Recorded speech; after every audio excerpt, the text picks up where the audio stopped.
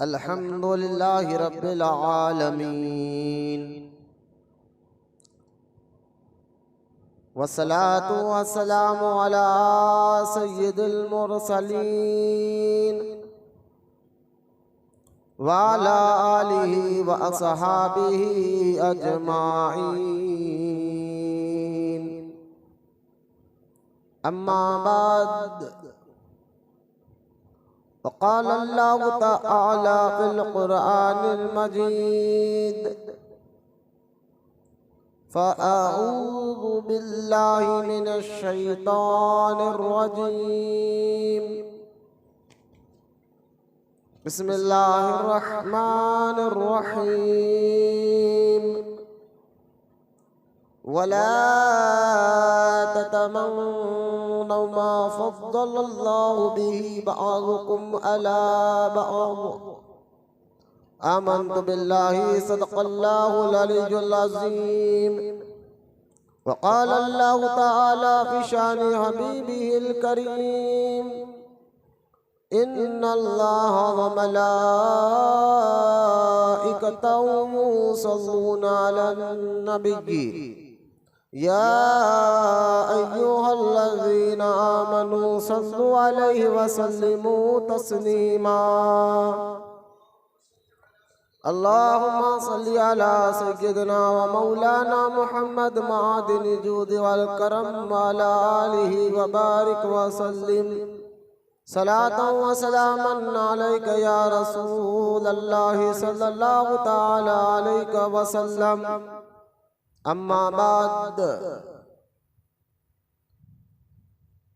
हर तारीफ और बड़ाई सिर्फ अल्लाह ताला के लिए है जो सारे जहान का मालिक है, मुख्तार है और जो सारे जहान का पालनहार है। मैं इस बात की गवाही देता हूँ कि अल्लाह ताला के सिवा कोई इबादत के लायक नहीं, वो एक है, उसका कोई साथी और शरीक नहीं। और मैं इस बात की भी गवाही देता हूँ कि आपके और हमारे प्यारे आका और मौला हुजूर नूर रहमते कौनैन हज़रत सय्यदना मुहम्मद मुस्तफ़ा अहमद मुश्तबा सल्लल्लाहु तआला अलैहि व आलिहि व सहबिहि व सल्लम अल्लाह ताला के आखिरी रसूल और उसके बरगुज़ीदा बंदे हैं।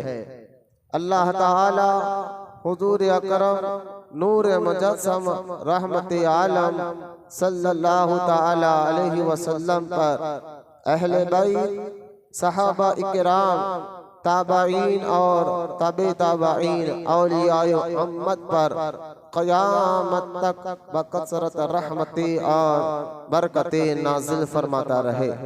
मोहब्बत से एक मरतबा दुरूद पाक पढ़ लीजिए। अल्लाहुम्मा सल्लि अला सय्यदना व मौलाना मुहम्मद मआदिनिल जूदि वल करम व अला आलिहि व बारिक व सल्लिम सलातन व सलामन अलैका या सय्यदी या हबीबी या रसूलल्लाहि सल्लल्लाहु तआला अलैहि व सल्लम। अम्मा बाद। मौअज़्ज़ज़ सामईन, अस्सलामु अलैकुम व रहमतुल्लाहि व बरकातुहू।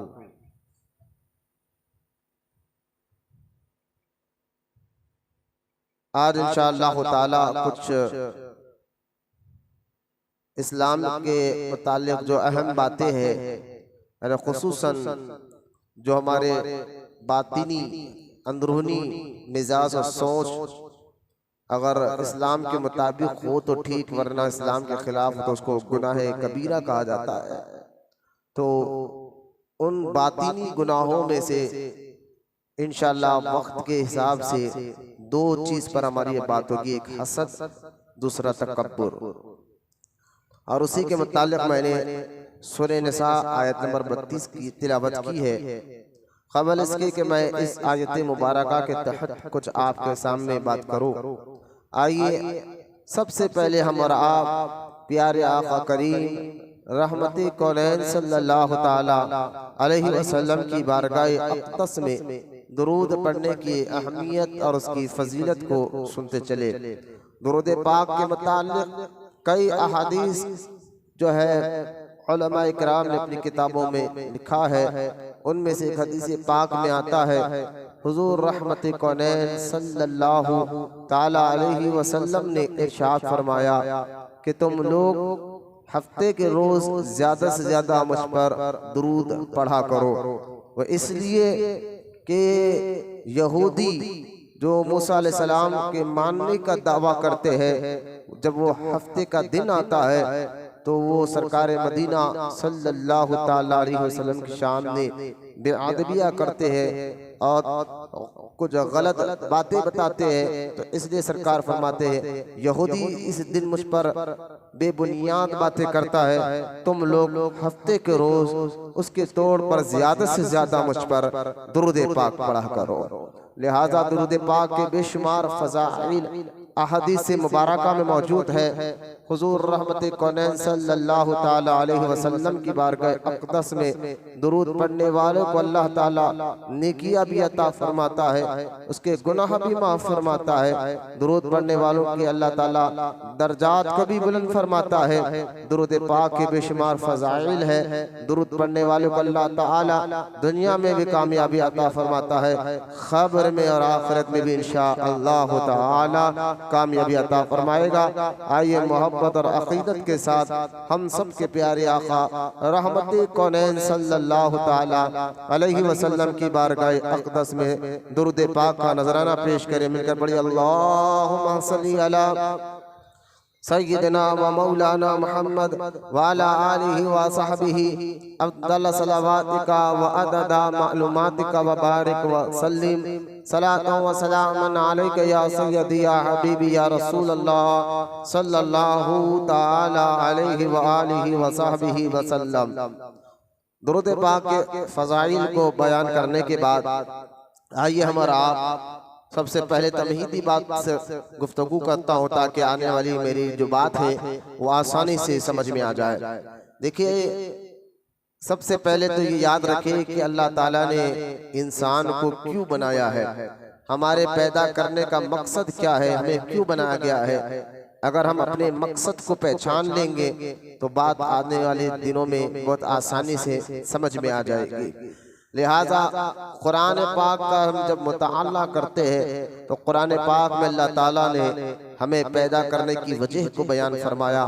कुरान में अल्लाह ताला इरशाद फरमाता है कि हमने इंसान और जिन्नात को अपनी इबादत के लिए पैदा फरमाया है। तो ये जब मकसद हम जान गए, हम दुनिया में आए हैं अल्लाह ताला की इबादत के लिए, तो एक बात और सुन लीजिए। जब ये बात समझ गए कि अल्लाह ताला की इबादत के लिए हम आए हैं, तो जरूरी था कि जो दस्तूर, जो रिवाज, कि किस तरह कौन से ऐसे काम है जो काम करने से अल्लाह राजी होता है, कौन से ऐसे काम है जिसे करने से अल्लाह ताला नाराज होता है। अल्लाह को राजी करना ही इबादत है, अल्लाह ताला को नाराज करना यानी उसकी नाफरमानी है। तो लिहाजा जरूरी था कि हम जब दुनिया में आए हैं अल्लाह को राजी करने के लिए, जब इंसान को बनाया इसलिए कि अल्लाह की इबादत करे, अल्लाह ताला को राजी करे, तो जरूरी था कि एक मंशूर हो, एक दस्तूर हो, एक तरीका हो, एक रास्ता हो जिससे चलकर हम वो काम करें, जिस दस्तूर को अपना कर, जिस तरीके को अपना कर हम अल्लाह ताला को राजी करे। तो अल्लाह पाक का फजल करम ये हुआ कि अल्लाह ताला ने फिर इंसानों की हिदायत के लिए दुनिया में नबियों रसूलों को भेजकर उनके जरिए से तमाम इंसानों को अल्लाह ताला ने एक दस्तूर दिया और एक रास्ता बताया कि ये काम करो, ये तरीका अपनाओ, इस काम से अल्लाह ताला राजी होता है। तो इस तरह इस अल्लाह पाक के बताए हुए दस्तूर को दुनिया में जब अल्लाह ताला नबियों के जरिए भेजा तो कमो पेश 1,24,000 अंबिया और रसूल दुनिया में आए। लेकिन फिर अल्लाह ताला ने चाहा कि अब इस दस्तूर को मुकम्मल कर दिया जाए, अब इस तरीके को कामिल कर दिया जाए। अब इस जो रास्ता में जो चाहता हूँ उसको पूरा तरीके से अच्छी तरीके से इंसान को समझा दिया जाए, ताकि फिर उनको आइंदा किसी हादी की जरूरत ही ना पड़े। तो अल्लाह ताला ने हमारे और आपके प्यारे आका रहमते कौनैन सल्लल्लाहु ताला अलैहि वसल्लम को आखिरी नबी बनाकर दुनिया में भेजा और बताया, अब जो मेरा हबीब तुम्हें जो दस्तूर बताएगा, जो मेरा हबीब तुम्हें तरीका बताएगा, जो मेरा हबीब जो है जो रास्ता बताएगा, यही रास्ता अकमल है, यही रास्ता मुकम्मल है, यही रास्ता तमाम खूबियों वाला है। लिहाजा जो इस रास्ते पर चलेगा अल्लाह फरमाता है मैं उससे राजी हो जाता हूँ। लिहाजा अब क़यामत तक कोई और नबी आने वाला नहीं है। दस्तूर यानी हुजूर के जरिए अल्लाह ताला ने तमाम इंसानों को किस तरह जिंदगी गुजारना है वो मुकम्मल तौर पर बता दिया गया, और बताकर अल्लाह ताला ने कुरान में इसकी तारीफ की, इन्ना दीना इन्नल इस्लाम। अल्लाह ने फरमाया कि अल्लाह के नजदीक सबसे महबूब तरीन मंजिल, सबसे महबूब तरीन रास्ता कौन सा है? खुद अल्लाह ताला फरमाता है वो इस्लाम है, जिसको अल्लाह मोहब्बत करता है।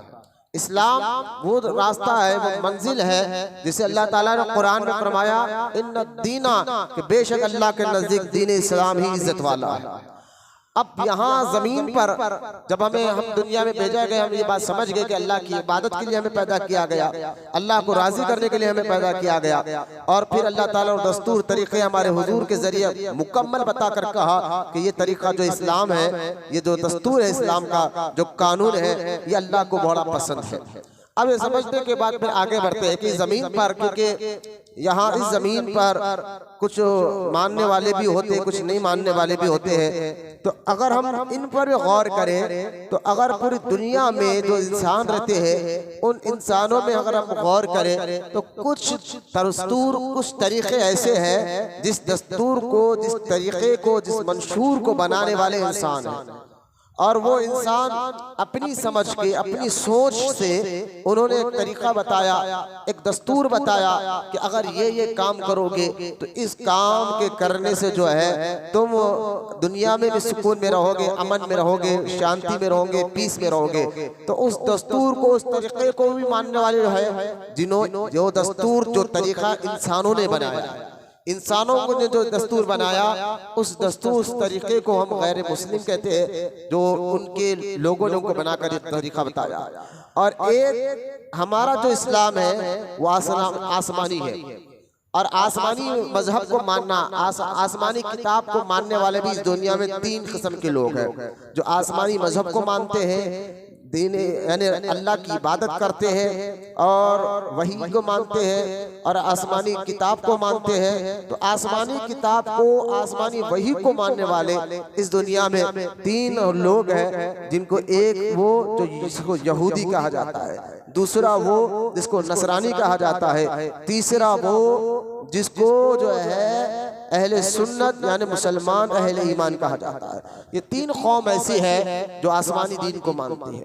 बाकी कोई मैं बात नहीं करता, मैं अक्लमंद को इशारा काफी है। तो ये 3 कौम जो अल्लाह यानी आसमानी दीन को मानते हैं, आसमान से आए दस्तूर को मानती है, लेकिन इन 3 कौमों में से भी इन 2 कौमों ने आसमानी दस्तूर में अपनी तरफ से मिलावट कर कर बगावत की, अल्लाह से दुश्मनी रखी, हुजूर से दुश्मनी रखी, और रख कर जो है बगावत का झंडा बुलंद कर कर वो दीन इस्लाम के इनकार करने वाले हो गए। उन्होंने कहा कि बस हम ही सच्चे अल्लाह के प्यारे बंदे हैं, हम ही अल्लाह के महबूब बंदे हैं, जबकि हमारे और आपके प्यारे आका रहमते कौनैन सल्लल्लाहु ताला अलैहि वसल्लम ने उनको बहुत समझाया, लेकिन वो माने नहीं। और जब नहीं मानते, नबी की बात का इनकार किया जाता है, तो फिर वो भी गुमराह हो जाते हैं। लिहाजा वो 2 कौम जो दस्तूर को तो मानती थी, जो इस बात का यकीन तो करती थी कि जो दस्तूर है, जो कानून है, वो आसमान से आते हैं, अल्लाह की जानिब से आते हैं, लेकिन वो कौमों ने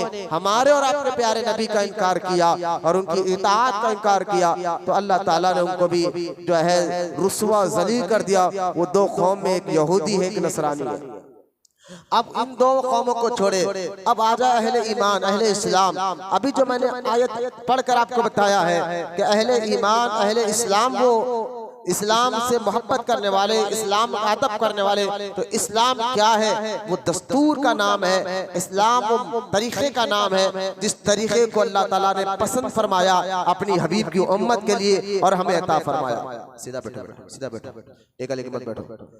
लिहाजा गौर करने की बात यह है कि इस्लाम से मोहब्बत और उसका अदब, उसकी ताज़ीम इसलिए भी ज़रूरी है कि अल्लाह ताला इसको पसंद फरमाता है। और दूसरी बात यह है कि रहमत कौनैन सल्लल्लाहु ताला अलैहि वसल्लम के जरिए अल्लाह ताला ने हमें दीन इस्लाम अता फरमाया, दस्तूर अता फरमाया, और इसी पे अमल करने को कहते हुए अल्लाह पाक ने फरमाया कि अब जिसको भी मुझे राजी करना है, लक़द काना लकुम फी रसूलिल्लाहि उस्वतुन हसना कहकर अल्लाह पाक ने बयान फरमा दिया कि अब जिसको भी मुझे राजी करना है वो मेरे हबीब के तरीक़े को अपनाए, उनके बताए हुए रास्ते को अपनाए। जो मेरे प्यारे हबीब के तरीक़े को, उनके हुस्न हसना को अपना लेता है, अल्लाह उससे राजी हो जाता है। अब ये बात समझे, तो लिहाजा फिर हुजूर के जरिए अब जब पता चल गया कि हुजूर के जरिए हमें दीन इस्लाम दिया गया, कुरान, नमाज, रोजा, ये तमाम चीजें दी गई है, फिर आगे बढ़ते हैं। इसके देने के बाद हुआ ये, फिर हुजूर रहमत कौनैन सल्लल्लाहु ताला अलैहि वसल्लम ने जब दीन इस्लाम को मुकम्मल किया और इस दुनिया से तशरीफ लेकर गए, तो हुजूर के दुनिया से जाने के बाद सहाबा कराम रह गए जिन्होंने इसी दस्तूर को आगे पहुंचाया। अब सहाबा के दौर में, हुजूर के दौर में भी आप देखिए, सहाबा का दौर था, हुजूर के दौर मुबारक में भी कुछ ऐसे लोग थे जो हुजूर की इताअत करने का दावा करते थे, नमाज पढ़ते थे, रोजा रखते थे, हज भी करते थे, हुजूर के साथ जिहाद करने भी जाते थे, लेकिन अल्लाह ताला ने उनको वाज़ेह तौर पर फरमाया, ऐ हबीब, जो तेरे साथ रहकर नमाज भी पढ़ते हैं, रोजा भी रखते हैं, तेरे साथ जिहाद में भी जाते हैं, लेकिन मैं गवाही देता हूं कि ये मुसलमान नहीं है। अब गौर करने की बात यह है, हम इस्लाम का नाम यही तो समझ रहे हैं कि ईमान लाने के बाद नमाज पढ़ा जाए, रोजा रखा जाए, हज किया जाए, अगर अल्लाह ने इस्तिताअत दी, ताकत दी तो ज़कात दिया जाए, हज किया जाए, अच्छे काम करना, यही इस्लाम है। लेकिन वो तबका हुजूर के दौर में एक ऐसे लोग थे, वो लोग इस्लाम यानी कलमे का दावा तो कर रहे थे, कलमा पढ़ने का दावा तो कर रहे थे, नमाज भी पढ़ रहे थे, रोजा भी रख रहे थे, हुजूर अलैहिस्सलाम के साथ जिहाद भी कर रहे थे, लेकिन उसके बावजूद भी अल्लाह ताला ने सूरह बकरा में और सूरह मुनाफिकून में अल्लाह पाक ने फरमाया, ऐ हबीब, ये जो कलमा पढ़ने वाले हैं ना, ये मुसलमान नहीं है। वजह क्या थी? क्या वजह थी? वजह सिर्फ यही थी, वो बाज़ाहिर तो नमाज पढ़ रहे थे, यानी नमाज जिस तरह हम और आप पढ़ते हैं इस तरह नमाज पढ़ रहे थे। क्या हुजूर के दौर में सहाबा भी नमाज पढ़ रहे थे, वो लोग भी नमाज पढ़ रहे थे, लेकिन क्या वजह है? अल्लाह ताला ने अबू बकर सिद्दीक की नमाजों को तो कबूल फरमाया, फारूक आजम की नमाजों को तो अल्लाह ताला ने कबूल फरमाया, उस्मान गनी की नमाजों को अल्लाह ताला ने कबूल फरमाया, मौला अली की नमाजों को अल्लाह ताला ने कबूल फरमाया, सहाबा की नमाजों को अल्लाह ने कबूल फरमाया, उनके हज को कबूल फरमाया, उनके रोजों को कबूल फरमाया, उनका सदका और खैरात को कबूल फरमाया, उनके माँ बाप की खिदमत करने को कबूल फरमाया, उनके रिज़्क़े हलाल वाली नेकी को अल्लाह ताला ने कबूल फरमाया। सहाबा इकराम के वो कामों को तो अल्लाह ताला ने कबूल किया। सेम वही काम हुजूर के दौर में एक कौम थी जिसको मुनाफिक कहा जाता है, वो भी तो नमाज पढ़ रहे थे अबू बकर सिद्दीक की तरह, वो भी तो रोजा रख रहे थे अबू बकर सिद्दीक की तरह, वो भी तो ज़कात दिया करते थे अबू बकर सिद्दीक की तरह, लेकिन क्या वजह है? अल्लाह ताला ने अबू बकर सिद्दीक और सहाबा इकराम की इबादतों को कबूल फरमाया, लेकिन उनकी इबादतों को रद्द कर दिया गया और उनके मुंह पे मार दिया गया। तो अब वजह सुनकर है ना और हो जाएंगे। खुद कुरान में अल्लाह ताला फरमाता है सूरह मुनाफिकून में, हबीब, ये जो कलमा पढ़ रहे हैं, नमाज पढ़ रहे हैं, इबादत कर रहे हैं, है तो काम अच्छे कर रहे हैं, लेकिन इनके दिलों में एक बीमारी है, इनके दिलों में एक बुग़्ज़ है। वो बीमारी क्या है, वो बुग़्ज़ क्या है? अल्लाह पाक ने फरमाया, ये इनके दिलों में है हबीब तेरे से दुश्मनी है, ये तुझसे मोहब्बत नहीं करते, ये तुझसे प्यार नहीं करते। तो पता क्या चला, अगर कोई नमाज पढ़ ले, रोजा रख ले, इबादत कर ले, लेकिन उनके दिलों में आमीना के लाल से दुश्मनी हो, बुग़्ज़ हो, और ये कहते हो कि वो तो एक हमारी तरह एक आम इंसान थे, नबी नबी के कह का अदब, या नबी सलाम अलैका क्यों पढ़ा जाए, मिलाद क्यों करा जाए, या रसूलुल्लाह क्यों कहा जाए। लिहाजा जो लोग इस तरह की बातें करते हैं, अल्लाह ताला उनकी इबादतों को कबूल नहीं फरमाता, ना उनके तरीके को कबूल फरमाता है। लिहाजा तवज्जो तलब ये बात है। फिर एक तबका निकला जिसको अल्लाह ताला ने कुरान में मुनाफिक कहकर याद किया। सूरह मुनाफिकून 28 बारे में एक सूरा मुकम्मल मौजूद है, और सूरह तौबा में भी मुनाफिकों का जिक्र है। सूरह बकरा की इब्तिदाई आयतों में भी अल्लाह ताला ने मुनाफिकों का जिक्र किया है। तो मुनाफिकों जो उनकी नमाज रोजा सेम थी, फर्क क्या था, दिल में बुग़्ज़ मुस्तफ़ा था, हुजूर का अदब नहीं था, ताज़ीम नहीं थी। इस बात को समझते और आगे बढ़ते हैं। तो खैर मुनाफिकों के बारे में जब ये कहा, जब हुजूर का दौर मुबारक खत्म हुआ ज़ाहिरी तौर पर, आपके और हमारे प्यारे नबी सल्लल्लाहु ताला अलैहि वसल्लम जब इस दुनिया से तशरीफ लेकर गए, उनके जाने के बाद सहाबा का दौर आया। तो फिर एक दो और तबके पैदा हुए सहाबा के दौर में। सहाबा के दौर में एक तबका वो है जो सहाबा से तो मोहब्बत करता था, लेकिन जो है हजरत अली से चिढ़ा करता था, इमाम हसन से चिढ़ा करता था, इमाम हुसैन से चिढ़ा करता था, लेकिन वो अबू बकर से मोहब्बत का दावा करता था, फारूक आजम से मोहब्बत का दावा करता था, उस्मान गनी से तो मोहब्बत का दावा करता था, मौला अली से चिढ़ना, यानी हुजूर के घर वालों से चिढ़ा करते थे, हुजूर की अहले बैत से चिढ़ा करते थे। उस तबके को सहाबा के दौर में खारजी के नाम से पहचाने जाने लगे।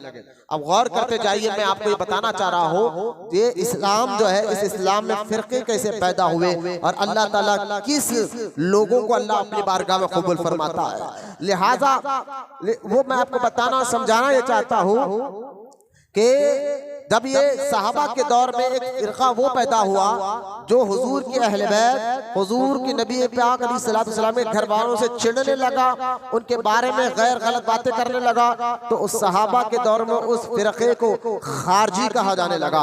फिर एक और फिरका सहाबा के दौर में पैदा हुआ, वो हजरत अली से तो मोहब्बत का दावा करता था, करना चाहिए, नबी के अहले बैत से मोहब्बत करना फर्ज है नमाज की तरह। लिहाजा वो नबी पाक अलैहिस्सलातु वस्सलाम के अहले बैत हजरत अली से तो मोहब्बत का दावा करते थे, इमाम हसन, इमाम हुसैन, दिगर हुजूर के खानदान से मोहब्बत का तो दावा करते थे, लेकिन अबू बकर सिद्दीक से चिढ़ा करते थे, हजरत उमर इब्न खत्ताब से चिढ़ा करते थे, हजरत उस्मान गनी से चिढ़ा करते थे, सहाबा इकराम के बारे में वो गंदी जुबान इस्तेमाल करते थे। तो अब देखे सहाबा के दौर में जब ये फिरका पैदा हुआ, उसको सहाबा राफ़ज़ी और जो है अहले तशय्युअ कहने जाने लगे, राफ़ज़ी कहने लगे।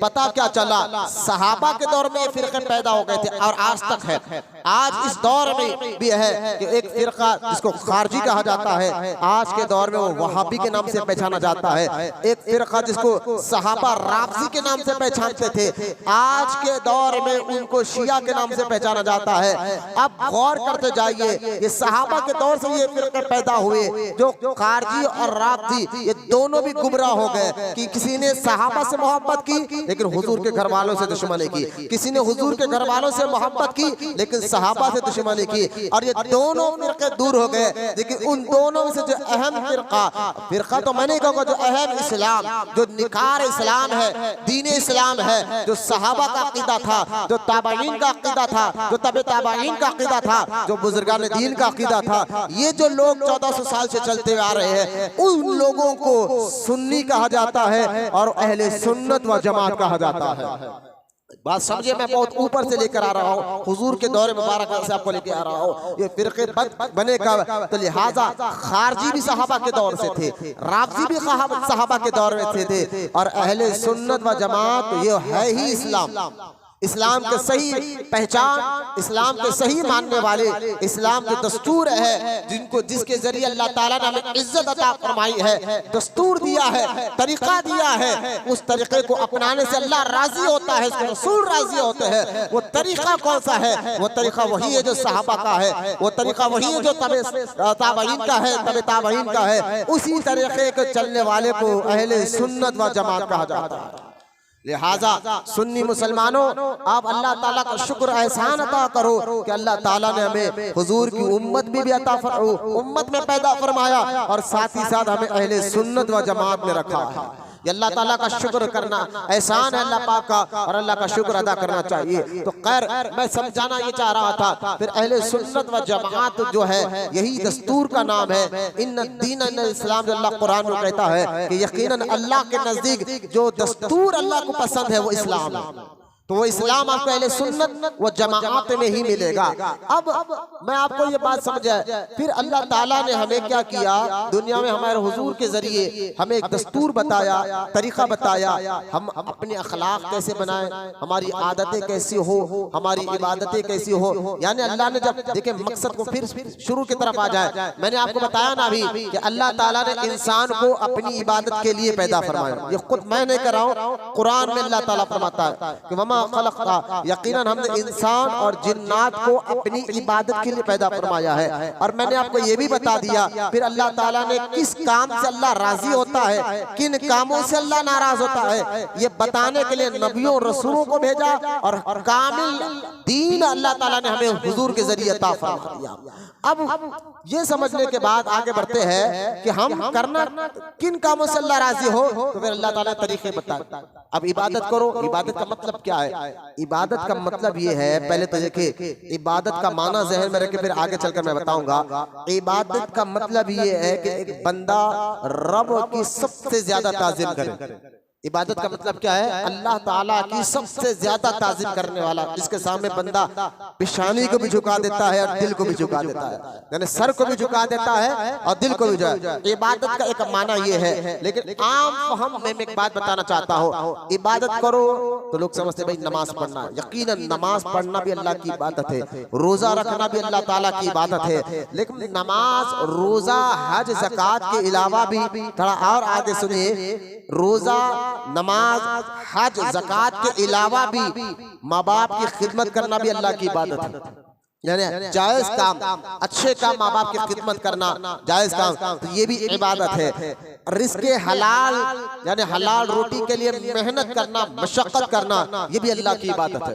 बोलते रहिए सुभान अल्लाह, बहुत आसान करके बता रहा हूँ, अल्लाह ताला की इबादत है। तो लिहाजा रिज़्क़े हलाल कमाना भी अल्लाह की इबादत, जायज कामों में माँ बाप की खिदमत करना भी अल्लाह की इबादत, और अपने बीवी बच्चों का हक अदा करना ये भी अल्लाह की इबादत, क्योंकि हम अल्लाह को राजी करने वाले काम कर रहे हैं। अल्लाह का हुक्म है कि अपने बीवी का हक अदा करो, ये अल्लाह का हुक्म है अपने बच्चों का हक अदा करो, ये अल्लाह का हुक्म है अपने माँ बाप का हक अदा करो, ये अल्लाह का हुक्म है अपने पड़ोसियों का हुक्म अदा करो, ये अल्लाह का हुक्म है कि अपने रिश्तेदारों का हुक्म जो है हुकूक अदा करो। तो पता क्या चला, सिर्फ नमाज, रोजा, हज, ज़कात नहीं, बल्कि माशरे में कैसे रहना है, तुम्हारी आदत कैसी होनी चाहिए, तुम्हारी मिजाज कैसी होनी चाहिए, तुम्हारी अक्ल कैसी होनी चाहिए, तुम्हारी सोच कैसी होनी चाहिए, ये तमाम का तमाम मुकम्मल तौर पर दस्तूर अगर कोई देता है तो वो इस्लाम दिया गया। इसलिए मैं एक बात आपको बताता हूं कि जब बहुत बड़े आलिम दीन, तवज्जो से सुनिए आप, जिनका नाम अबू नूर बशीर साहब क़िबला रहमतुल्लाहि ताला अलैह, बहुत बड़े आलिम दीन गुजरे हैं, जो फरमाते हैं कि एक जगह वो बयान के लिए गए, और बयान वहां पर हर मजहब का मानने वाला के तबके के लोग वहां बैठे हुए थे, यानी जहां मुसलमान थे तो फिर यहूदी भी थे, नसरानी भी थे, हर तबके का। तो हर मजहब का मानने वाला अपने अपने मजहब की तारीफ कर रहा था। गौर से सुनिए आप इस बात को, अपने अपने मजहब की तारीफ कर रहा था कि हमारे मजहब में ये है, ये है, ये है, ये है, और ऐसा ऐसा ऐसा करने से जो है बंदा कामयाब हो जाता है।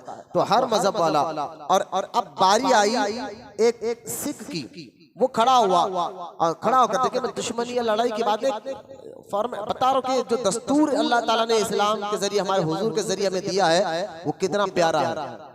तो लिहाजा एक सिख की बारी आई, तो खड़ा हुआ और खड़ा करो कहे अपने सिखों के बारे में कहने लगा, ये हमारे मजहब में ऐसे ऐसे ऐसे खूबियां है। और करते करते उसने एक जुमला ये कहा कि देखो, इस्लाम, जो लोग कहते हैं कि इस्लाम बहुत अच्छा दस्तूर सिखाता है, तरीके सिखाता है, लेकिन इस्लाम में भी एक ऐसी गलती है, एक ऐसी चीज है जो हमारे गुरु नाना ने हमें उससे भी बड़ी तालीम दी है।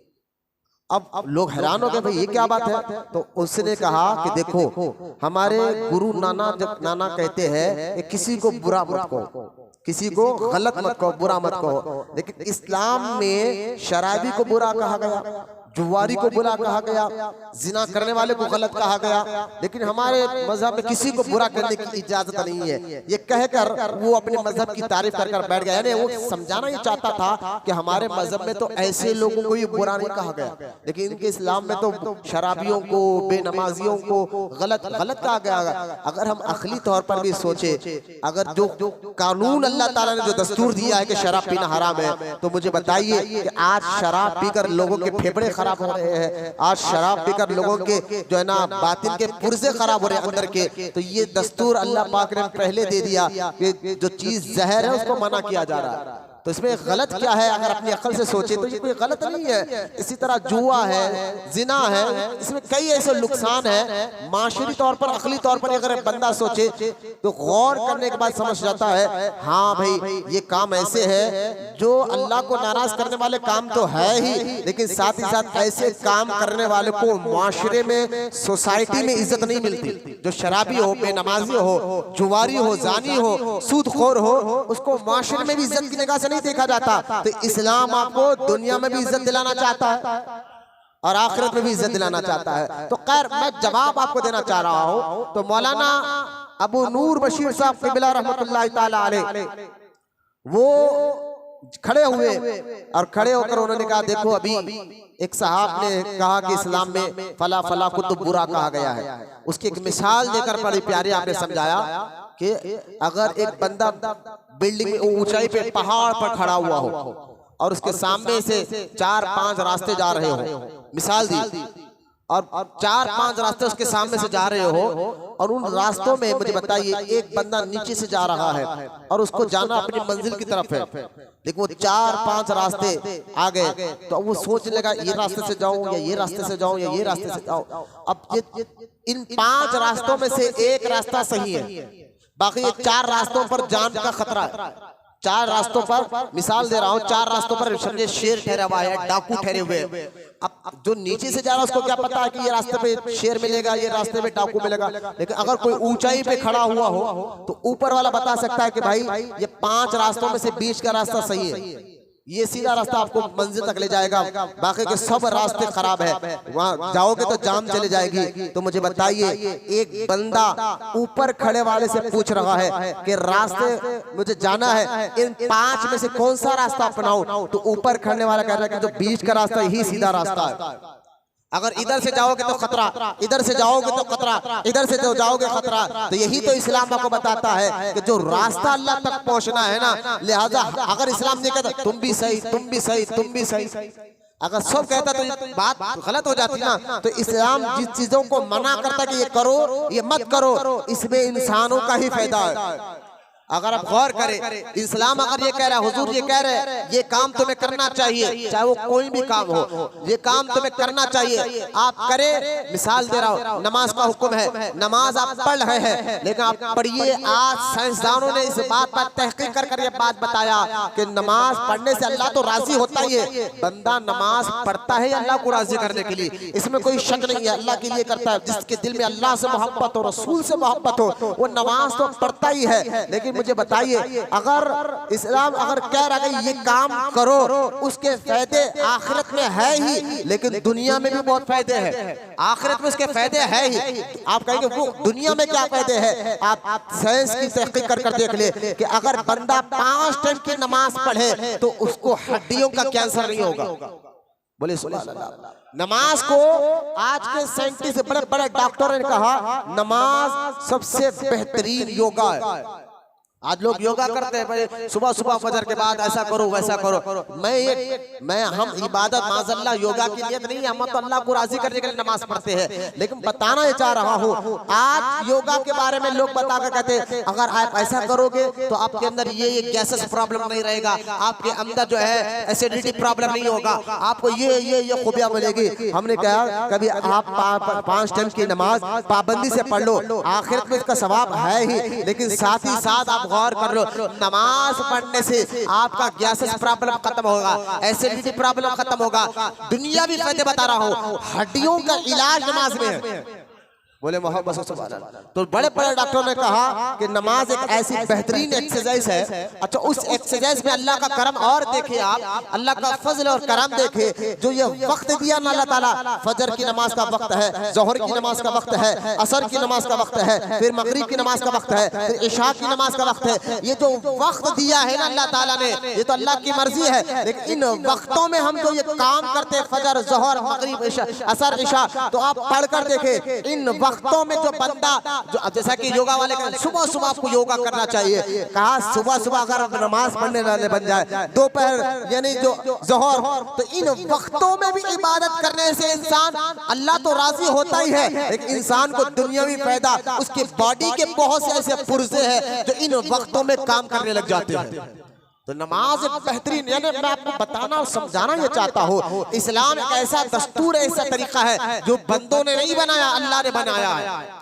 अल्लाह ने बनाया है। अब जब अल्लाह ताला जो दस्तूर बना दे इंसानों के लिए, क्योंकि हमें देखो भाई, मैं ये चीज, बेटा सीधा बैठो, सीधा बैठो बेटा, आप मेरी तरफ देखे, मुझे बताइए, एक मिसाल दे रहा हूँ। ये अगर फोन मैंने बनाया है, बना तो कंपनी ने, लेकिन एक मिसाल देने की ताकि बात आपको समझ में आ जाए कि अगर ये फोन मैंने बनाया है तो इसके अच्छे बुरे के बारे में मेरे से बेहतर कौन जानता, क्योंकि मैंने बनाया है तो इसमें क्या खूबियां है, क्या खामियां है, ये मैं जो है मेरे से बेहतर कौन जानता है। मतलब समझाना ये चाहता हूँ, जो चीज हम बनाते हैं ना अपने हाथ से, उसके अच्छे बुरे के बारे में हमारे से ज्यादा और कोई नहीं जानता। ये मिसाल ध्यान में रखे। इसी तरह याद रखे, इस कायनात को हमको बनाने वाला अल्लाह है, हमको बनाने वाला अल्लाह ताला है। तो अल्लाह ताला से बेहतर कौन जान सकता है कि हमारे लिए क्या चाहिए और क्या नहीं चाहिए। तो हम खुश नसीब है अहले सुन्नत व जमात कि हम उस दस्तूर को अपनाते हैं, उस तरीके को अपनाते हैं जिस तरीके को अल्लाह ने पसंद कर हमें अता फरमाया है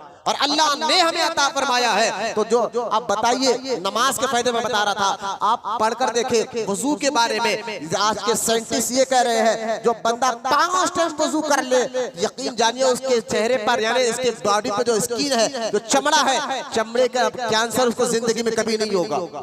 ये साइंस आज कर रही है। यार दस्तूर कितना, नमाज के फायदे अगर बताने बैठूं, वजू के फायदे बताने बैठूं, तो लिहाजा ये दस्तूर अल्लाह ने हमें दिया है। नमाज में कई बीमारियों का इलाज है। वजू के अंदर बंदा पाबंदी से अगर वजू कर ले तो उसके कैंसर जैसी बीमारी, जो चमड़े का कैंसर है, उससे वो महफूज रहता है। तो आप बताएं, रोजे को देख लीजिए, आने वाला मुबारक महीना रमजान शरीफ आ रहा है। रमजान जैसे मुबारक महीने में जो ये सबक दिया कि एक महीना रोजा रखा करो। हम तो रोजा अल्लाह को राजी करने के लिए रहते हैं, हम मुसलमान हैं, हम अल्लाह के हुक्म पर अमल करते हैं। लेकिन अगर दुनियावी एतबार से रोजे पर भी गौर करो तो रोजे के कितने फायदे हैं कि रोजा रखने से इंसान के दिमाग के कई बीमारियां खत्म होते हैं, रोजा रखने से इंसान के पेट के कई बीमारियां खत्म होते हैं, रोजा रखने से इंसान की आंखों के कई बीमारियां खत्म होते हैं, रोजा रखने से इंसान के मैदे के कई बीमारियां खत्म होते हैं। ये मैं नहीं कह रहा हूँ, आप डॉक्टर से पूछे, वो यही कहेगा, हाँ भाई, रोजे के अंदर आँख की रोशनी तेज हो जाती है। रोजेदार के लिए पेट की बीमारियों का कई किस्म का इलाज रोजे के अंदर मौजूद है। तो खैर मैं बताना ये चाह रहा हूँ, जो दस्तूर अल्लाह ताला ने हमें अता फरमाया है, वो दस्तूर चाहे नमाज की शक्ल में हो, चाहे रोजे की शक्ल में हो, चाहे ज़कात की शक्ल में हो। बताइए कि ज़कात देना अल्लाह को, अल्लाह रहीम है और रहम करने वालों को अल्लाह पसंद फरमाता है, रहम करने वालों को अल्लाह पसंद फरमाता है। तो हमारे अंदर अल्लाह ने रहम का जज्बा भी अता फरमाया और फरमाया, आओ मैं एक दस्तूर तुम्हें दे देता हूँ। आज माशरे में मुझे बताइए, अगर कोई गैर मुस्लिम भी हो, काम अच्छे करता हो, लोगों की मदद करता हो, खाने का खिलाता हो, पानी पिलाता हो, कपड़े पहनाता हो, तो आप बताइए, अगर गैर मुस्लिम भी हो तो इंसान उसको इज्जत की निगाह से देखते हैं कि यार है कोई भी मजहब का, लेकिन काम अच्छे कर रहा है कोई भी तरीके का काम अच्छे कर रहा है, भूखों को खाना खिला रहा है, और रोजेदार जो है प्यासों को पानी पिला रहा है कुछ भी, लेकिन काम अच्छे कर रहा है। मैंने कहा ये जो रहम वाला जज्बा है ना, अल्लाह ताला ने हमें ज़कात की शक्ल में अता फरमाया है, ज़कात की शक्ल में अता फरमाया है। आप ज़कात को ही देख ले, तो लिहाजा इसमें कई सोसाइटी में हमें, अगर हम बंदा सदका और खैरात पर ही अमल कर ले, अरे कोई भी मजहब का हो, अगर वो अच्छे काम करता है, सदका और खैरात का काम करता है, तो अल्लाह सोसाइटी में इज्जत यूं ही उसको मिल जाती है। माशरे में इज्जत उसको यूं ही मिल जाती है। तो हमें आज ये बात समझ में आ रही है, लेकिन अल्लाह ताला ने हमें पहले ही ज़कात की शक्ल में हमें ये दस्तूर अता फरमाया, ये कानून अता फरमाया। हज को देख ले, तो बंदा हज जब करता है, मैं नमाज के बता रहा हूँ दुनियावी फायदे क्या है, मैं रोजे के, ज़कात के, अगर हज को भी देख ले तो एक हज कर कर बंदा जो है ना अपने आप को ये बताना और ये साबित करना चाहता है मेरा माल, क्योंकि हज में माल खर्च होता है, बदन की भी मेहनत होती है, माल भी खर्च होता है, तो ये माल, ये बदन, ये मेरा नहीं है, मेरे रब का है।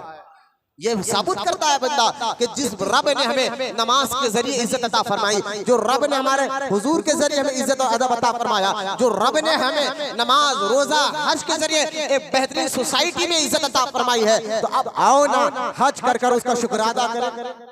यानी जो इतने फायदे दे, एक डॉक्टर आपको ये कह दे कि भाई आप ये ग़िज़ा खाए और ये ग़िज़ा मत खाए, तो चंद दिन तक उस डॉक्टर की बात पे अमल करते हैं तो वाकई आपकी वो बीमारी खत्म होती है। तो आप क्या कहते हैं, डॉक्टर साहब आपका शुक्रिया, आपने बेहतरीन मिसाल दी है, आपने बेहतरीन हमें समझाया है, आपके कहने पर चलकर जो है मैं जो है ये बीमारी से बच गया हूँ, लिहाजा आपका शुक्रिया अदा करने आया हूँ। जब एक डॉक्टर आपको कोई बात बता दे और उस बात पर अगर आप अमल कर ले तो आप सच्चे और अच्छे इंसान का काम ही है, जो अच्छे अखलाक वाला हो, सच्चों को वो उसका काम ही यही है कि उसको शुक्रिया अदा करता है कि जनाब आपका शुक्रिया, आपने अच्छी मिसाल दी है। मैं यही तो बता रहा हूँ, नमाज, रोजा, हज, ज़कात के दुनियावी फायदे भी आपके बताया हो, तो लिहाजा हम हज कर कर रब का शुक्रिया अदा करना चाहते हैं।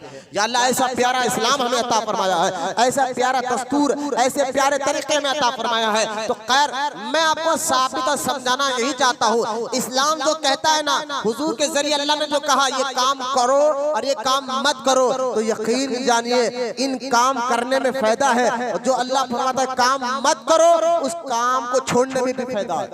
जैसा कि शराब के बारे में लगा मत पियो, आप छोड़ो, आप ज़कात के बारे में लगा खैरात करते रहो जो मालदार लोग हैं, लिहाजा इसमें फायदा देखे। तो इस्लाम सिर्फ इबादत, अल्लाह की इबादत, नमाज, रोजा, हज, ज़कात के फायदे में आपको और क्या बताऊं। आगे बढ़ते हैं, आप गौर करते जाइए कि अगर इस्लामी दस्तूर को हम अपनाएं, मंशूर को मुकम्मल और अपनाना भी चाहिए। हम मुसलमान हैं, अल्लाह पर यकीन करने वाले हैं, हम मुसलमान रसूलों पर यकीन करने वाले हैं, तो हमारा जो इस्लाम जो चीजें हमें बताता है उन चीजों पे, तो इस्लाम सिर्फ नमाज, रोजा नहीं, आपको अच्छा शोहर कैसे बनना इस्लाम ये भी बताता है, आपको अच्छे माँ बाप कैसे बनना इस्लाम ये भी बताता है, आपको अच्छा बेटा कैसे बनना इस्लाम ये भी बताता है, आपको अच्छा ताजिर कैसे बनना इस्लाम ये भी बताता है। तो अच्छा ताजिर बनने के लिए हो, अच्छा शोहर बनना हो, अच्छा पड़ोसी बनना हो, अच्छे माँ बाप बनना हो, अच्छा बेटा बनना हो, तो ये तमाम चीजें भी इस्लाम इन तमाम चीजों की जो है हर तरीके से आपको रहनुमाई करता है और बताता है। इसलिए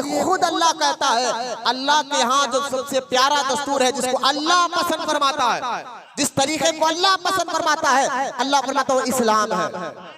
जिस दस्तूर, क्योंकि उसने दिया ही दस्तूर, उसने तरीका बताया ही उसने, और जो है पसंद वही करता है, पसंद वही करता है। लिहाजा गौर करने की बात यह है, अभी तमाम सोसाइटी, माशरा कैसा होना चाहिए। अगर हम कहते हैं हमारी सोसाइटी में, हमारी कॉलोनी में ये होना चाहिए, ये नहीं होना चाहिए, मैं कह रहा हूँ ये हर एक के लिए जरूरी है, लेकिन आम इंसान अपने अखलाक, अपने मिजाज, अपनी आदतों को इस्लाम के मुताबिक ढाले ना, इस्लाम के मुताबिक ढाले ना, यकीन जानिए मुआशरे में यूं ही उसको इज्जत मिल जाएगी।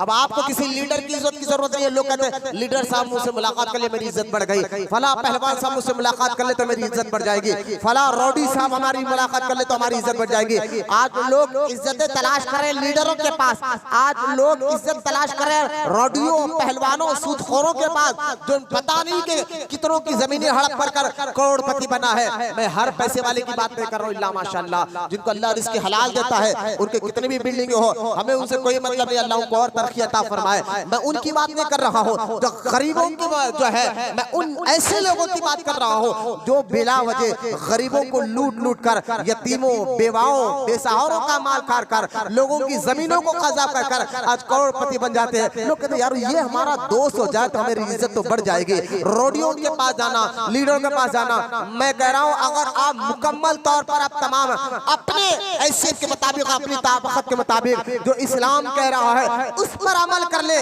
अल्लाह आपको दुनिया में भी इज्जत अता फरमाएगा और इंशाअल्लाह आखिरत में भी इज्जत अता फरमाएगा।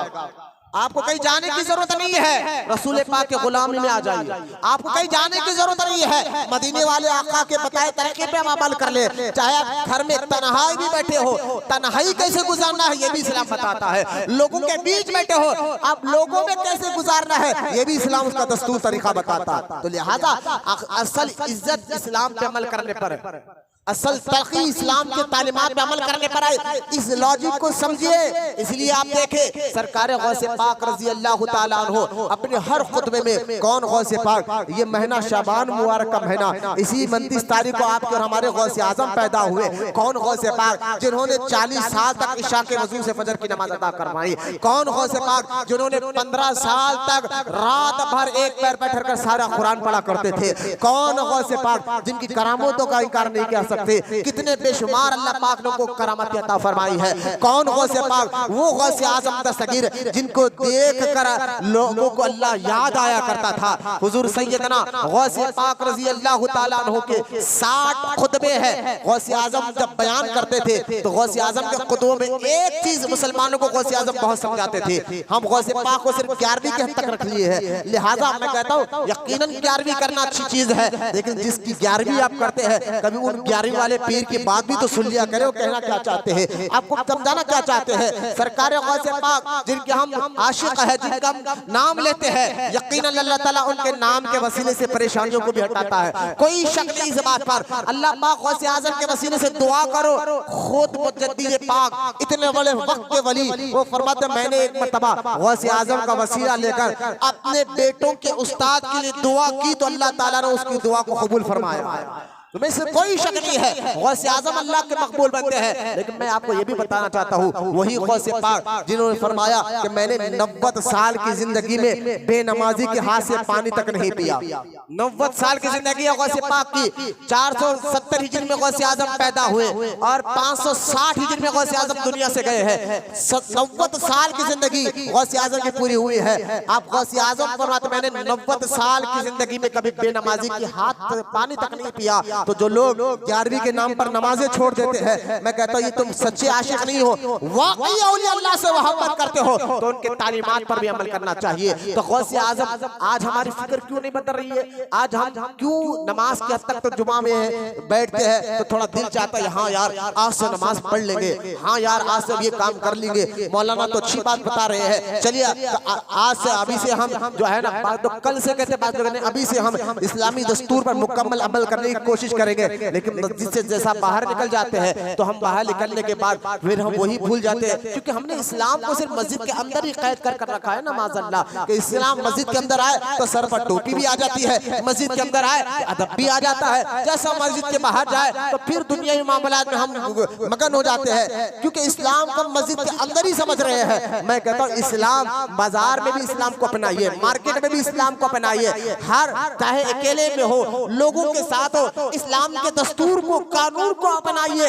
यकीन जानिए जब ये ऐसा करेंगे ना तो आपको देखने वाला देखकर कहेगा देखो आशिक रसूल जा रहा है, देखो आशिक रसूल जा रहा है। तो खुदा के वास्ते गौसे पाक की तकरीर में मैं आप जब गौसे आजम के हमने खुतबे पढ़ा ना तो गौसे आजम के 60 खुतबे 60 तकरीरें हैं। उस किताब का नाम है फुतूहुल गैब। उस किताब में गौसे आजम के 60 खुतबे हैं 60।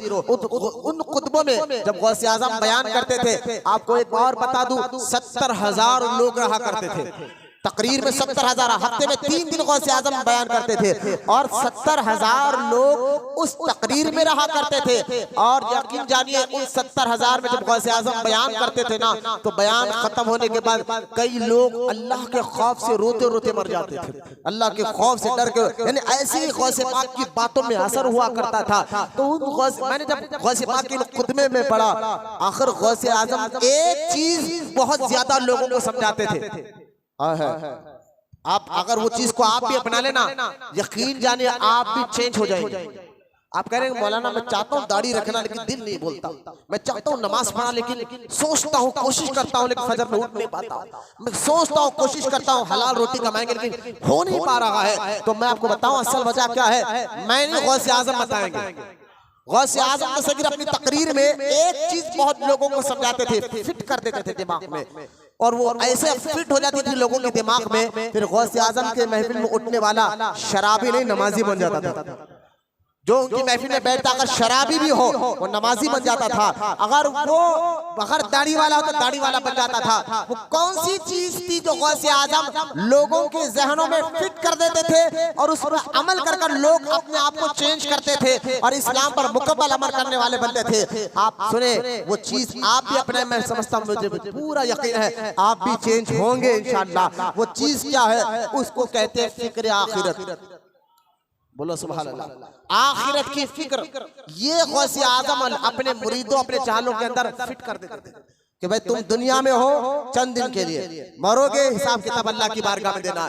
ये फिक्र गौसे आजम लोगों मुरीदों के दिल में ऐसा पैदा कर देते थे मजबूती के साथ। और याद रखे ये फिक्र है, ये सोच ही इंसान को बदलाती है। हाँ, मैं आपको उसको और आसान करके बताता हूँ। सोच आदत बनकर बाहर निकलती है।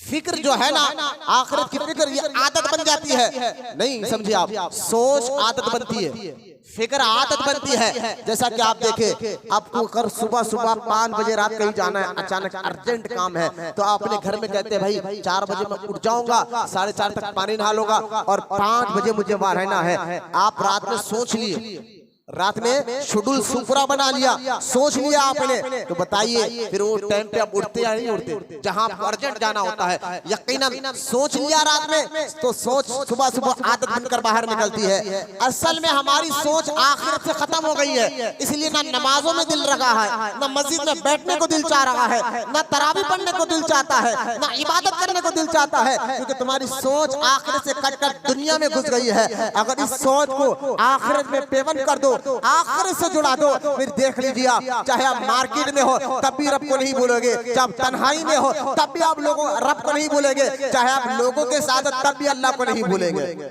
अगर आपकी सोच बदल गई, सोच आदत बनकर बाहर निकलती है, फिक्र आदत बनकर बाहर निकलती है। आज से सोच बदलाइए कि अल्लाह जिस रब की हम और आप इबादत करते हैं वो रब ये कह रहा है, अगर तुम कामयाब होना चाहते हो, किसमें कामयाब?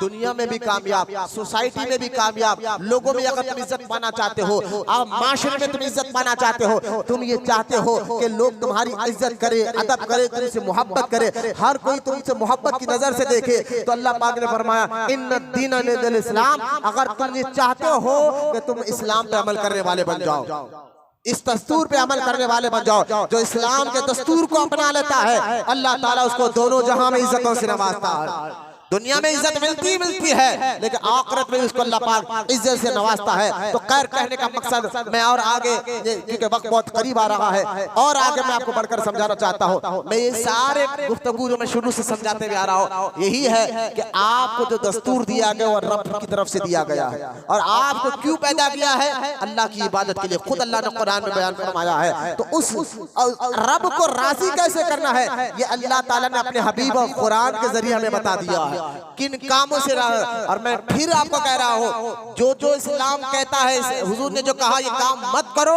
आप गौर कर देख ले, उसमें हमारे अखलाक का भी फायदा है, उसमें हमारी मिजाज का भी फायदा है। लिहाजा जो काम हमें करने को कहा जा रहा है इस्लाम में, तो उसमें हमारा ही फायदा है, क्योंकि अल्लाह समद, अल्लाह बेनियाज है। हमारी इबादत अगर हम अल्लाह की इबादत करना छोड़ भी दे तो अल्लाह की शान में कोई फर्क आने वाला नहीं है, अल्लाह की शान में कोई फर्क आने वाला नहीं है। इन दस्तूरों को आप समझ जाए, जो दस्तूर अल्लाह पाक ने हमें बयान फरमाया है।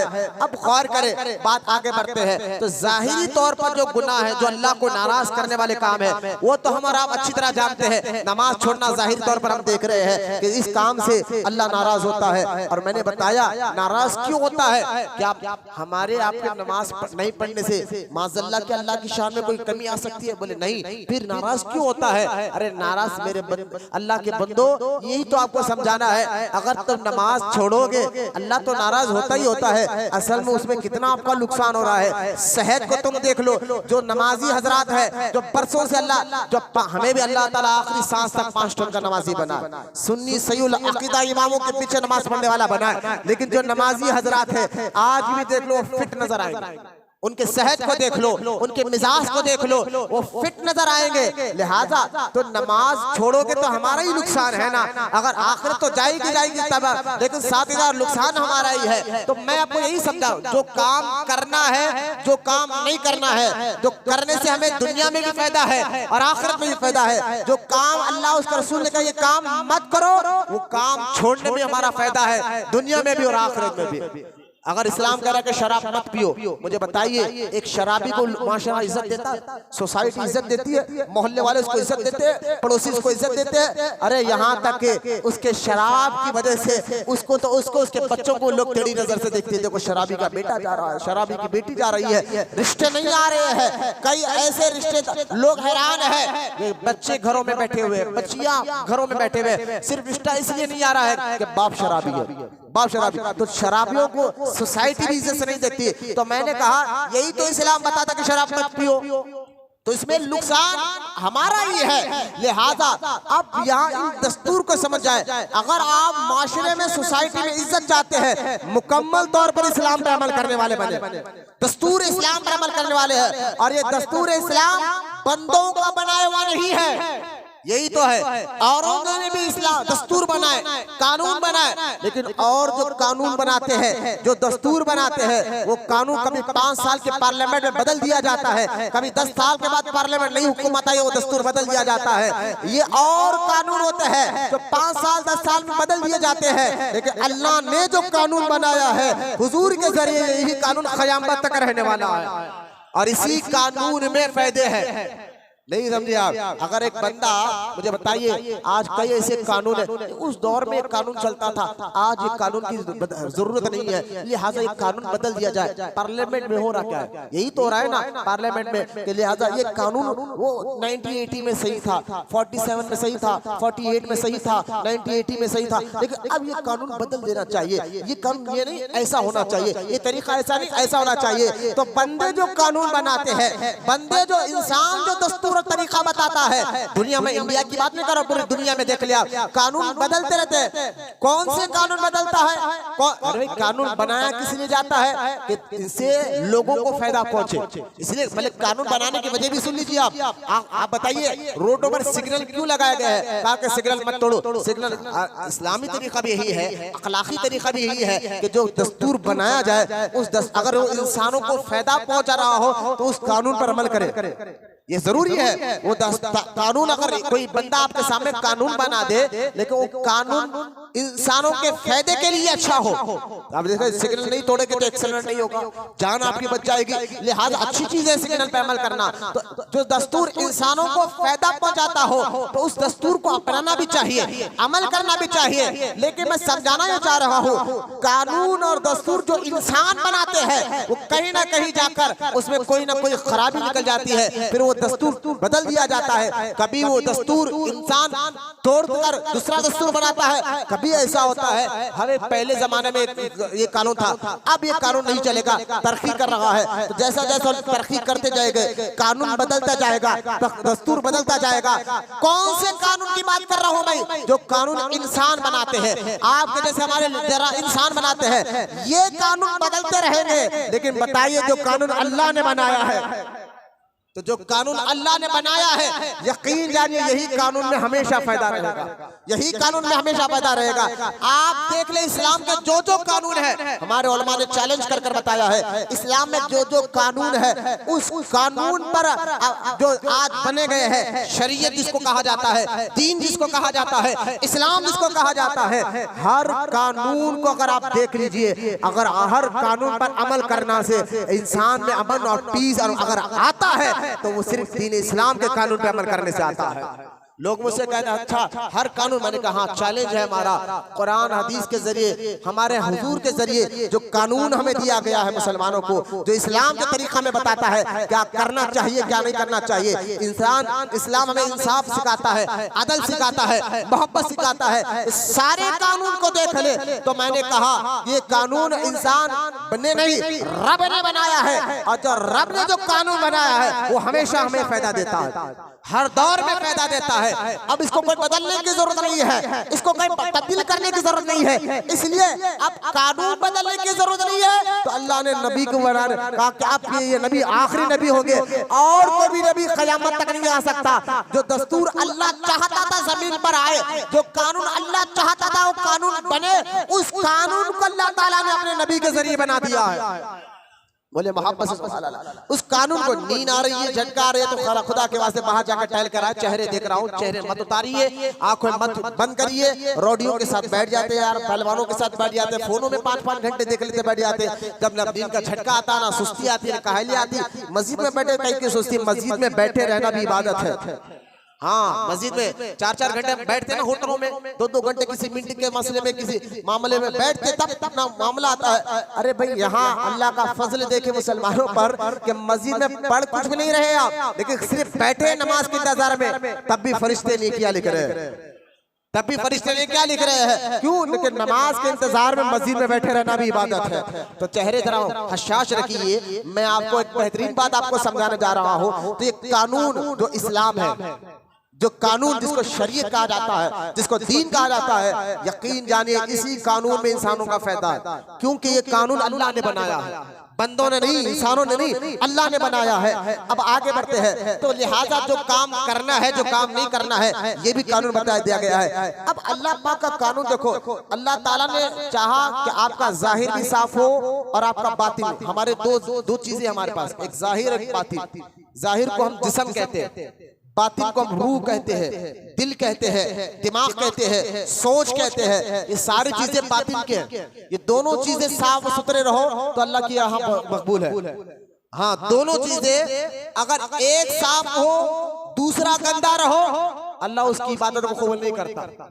और एक अंदर वाला साफ सुथरा हो और बाहर वाला बाज़ाहिर गंदा नजर आता हो, फिर भी यहाँ अगर वो मजजूब है तो अल्लाह उनकी इबादतों को कबूल फरमाता है। लेकिन याद रखे, अल्लाह के यहाँ कामिल बंदा, मुकम्मल, जो रब चाहता है, जिस मकसद के लिए अल्लाह ने पैदा फरमाया है, वो बंदा है जिसका जाहिर भी साफ हो, जिसका बातिन भी साफ हो। अब जाहिर साफ में कैसा होना चाहिए? तो जाहिर से मुराद आपके कपड़े भी आ जाते हैं, जाहिर से मुराद आपका जिस्म भी आ जाता है, जाहिर से मुराद आपके अखलाक, आपकी आदतें भी आ जाती है। तो इस्लाम ने हमें वो भी दस्तूर बताया कि लिबास कैसे पाक करना है, बोलो सुभान अल्लाह, बदन कैसे पाक करना है, जिसको हम तहारत कहते हैं। तहारत के जरिए इस्लाम, अल्लाह पाक ने हमें एक कानून दिया, बदन कैसे पाक करना है, लिबास कैसे पाक रखना है, जगह कैसे पाक रखना है। और कुरान हदीस के जरिए अल्लाह ताला ने हमें ये भी बताया तुम्हारी सोच कैसे पाक रखना है, तुम्हारी फिक्र कैसे पाक रखना है, तुम्हारा बातिन कैसे पाक रखना है। आप देखे एक बंदे के अंदर बातिन में खराबी थी, अल्लाह ने उसको मुनाफिक कहा। हालांकि जाहिरी तौर पर वो मुनाफिकीन हुजूर के साथ नमाज पढ़ा करते थे। 28वां पारा सूरह मुनाफिकून अगर आप पढ़े, आप देखे मुनाफिकीन नमाज भी पढ़ते थे, अच्छे काम तो कर रहे हैं, रोजा भी रखते थे, जिहाद भी करते थे, लेकिन उनके अंदर उनका दिल, उनका दिमाग, उनका रूह आपके और हमारे नबी से दुश्मनी रखती थी। लिहाजा उनका बातिन खराब था, अल्लाह ताला ने उनकी इबादतों के मुंह पर मार दिया। तो इस्लाम यानी रब का बनाया हुआ कानून ये चाहता है कि जो कानून अल्लाह ने हमें दिया है, उस कानून के जरिए रब चाहता ये है कि आपका जाहिर भी पाक हो, आपका बातिन भी पाक हो। दोनों को पाक अल्लाह रखना चाहता है। और जाहिर कैसे पाक रखना है वो बता दिया। बातिनी गुनाह में मैं आपको बताना चाहता हूँ, बातिनी यानी अंदर आपका कैसे पाक होना चाहिए। अरे भाई, जाहिर में अगर कोई गंदगी लग जाए, बदन पर कुछ गंदगी लग जाए, कपड़ों पर कुछ गंदगी लग जाए, हमें मालूम है उसको पानी से हम साफ कर लेते हैं, लेकिन बातिन में हमारी गंदगी आ जाए, सोच में हमारी गंदगी आ जाए, तो वो कैसे पाक हो। तो ये दोनों तरीके इस्लाम हमें बताता है। आज कुछ लोग जो है ना, वो कहते नहीं जाहिर यानी कि दोनों भी पाक होना जरूरी है। अगर कोई जाहिर को पाक ना रखे, बातिन को पाक रखे, तब भी उसको सोसाइटी में इज्जत नहीं मिलती। आज देख लीजिए, खड़े आज फैशन के नाम पर लोग जो है ना खड़े होकर पेशाब कर रहे हैं, उसके कई छींटे लिबास पर गिर रहे हैं। ये फैशन है, तरक्की का दौर है। ना ना ना, इस्लाम चाहता कि तुम्हारा बदन के साथ तुम्हारा लिबास भी पाक रहे, तुम्हारे बदन के साथ तुम्हारा लिबास भी पाक रहे।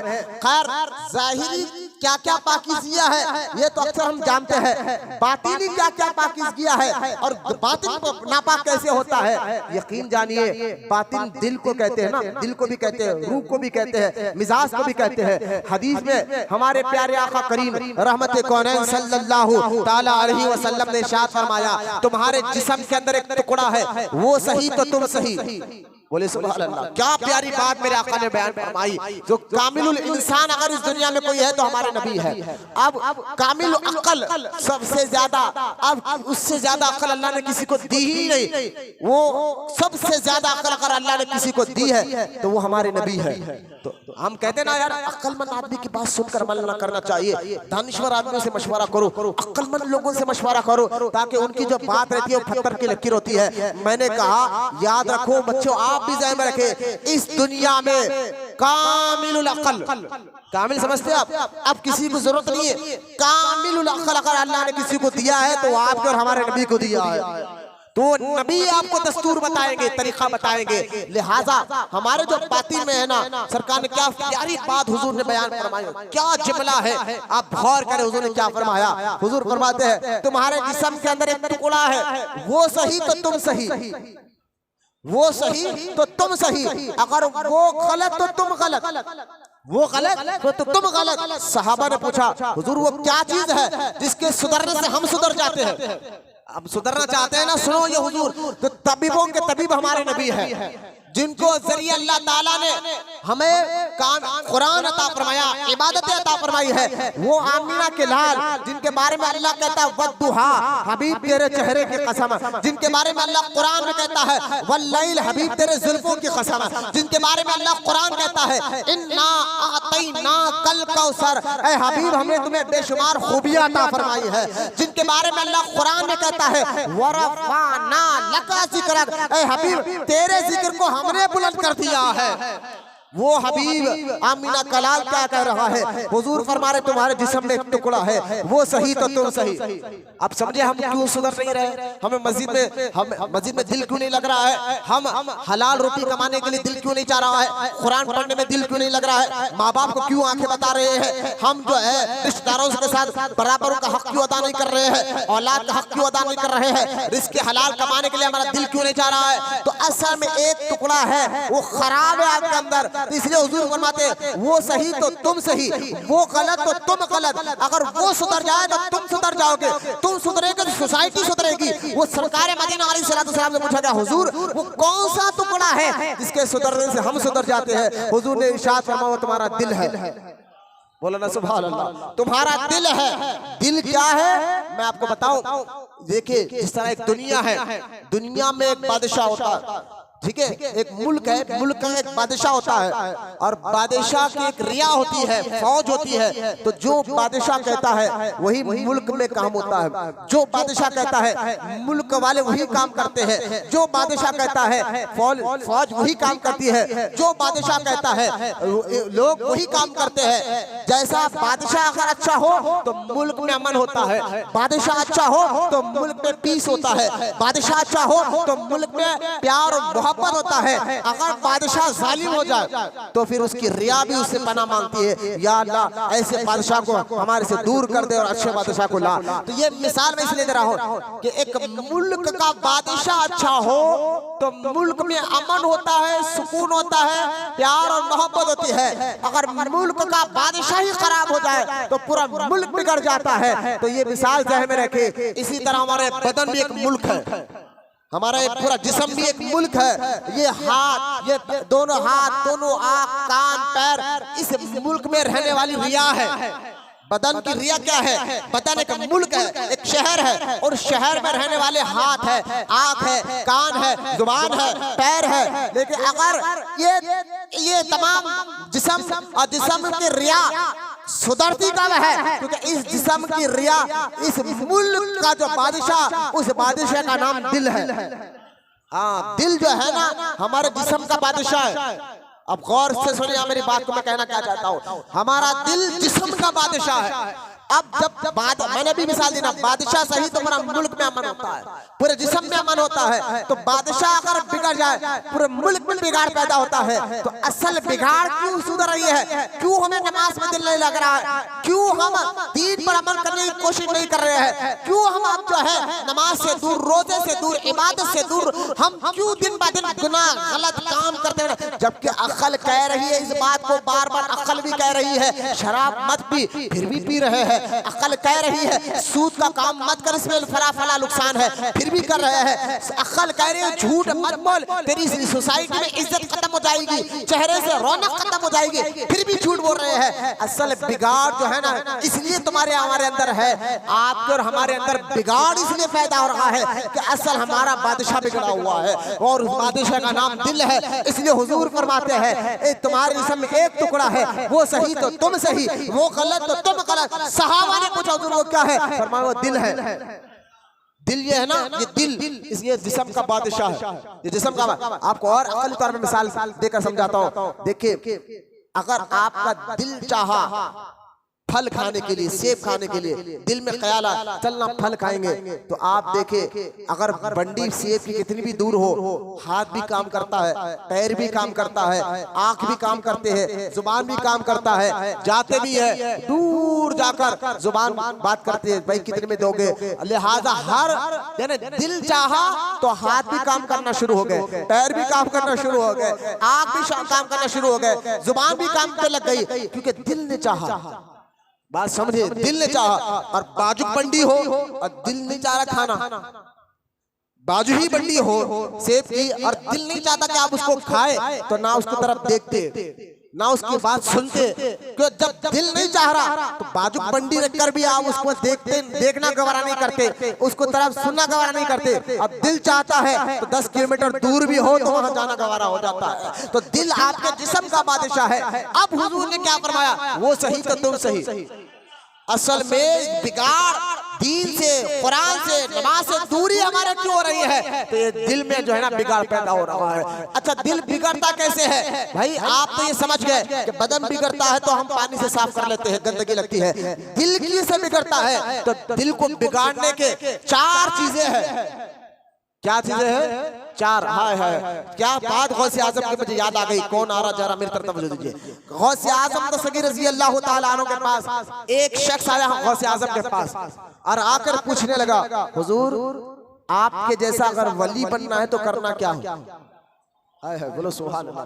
वली भाई हाफिज कुरान से पूछा जाता है भाई हाफिज कैसे बनना है, आलिम से पूछा जाता है आलिम कैसे बनना है, मुफ्ती से पूछा जाता है भाई मुफ्ती बनने के लिए क्या क्या करना पड़ता है। ये मिसाल मैं ज़हन में रखे।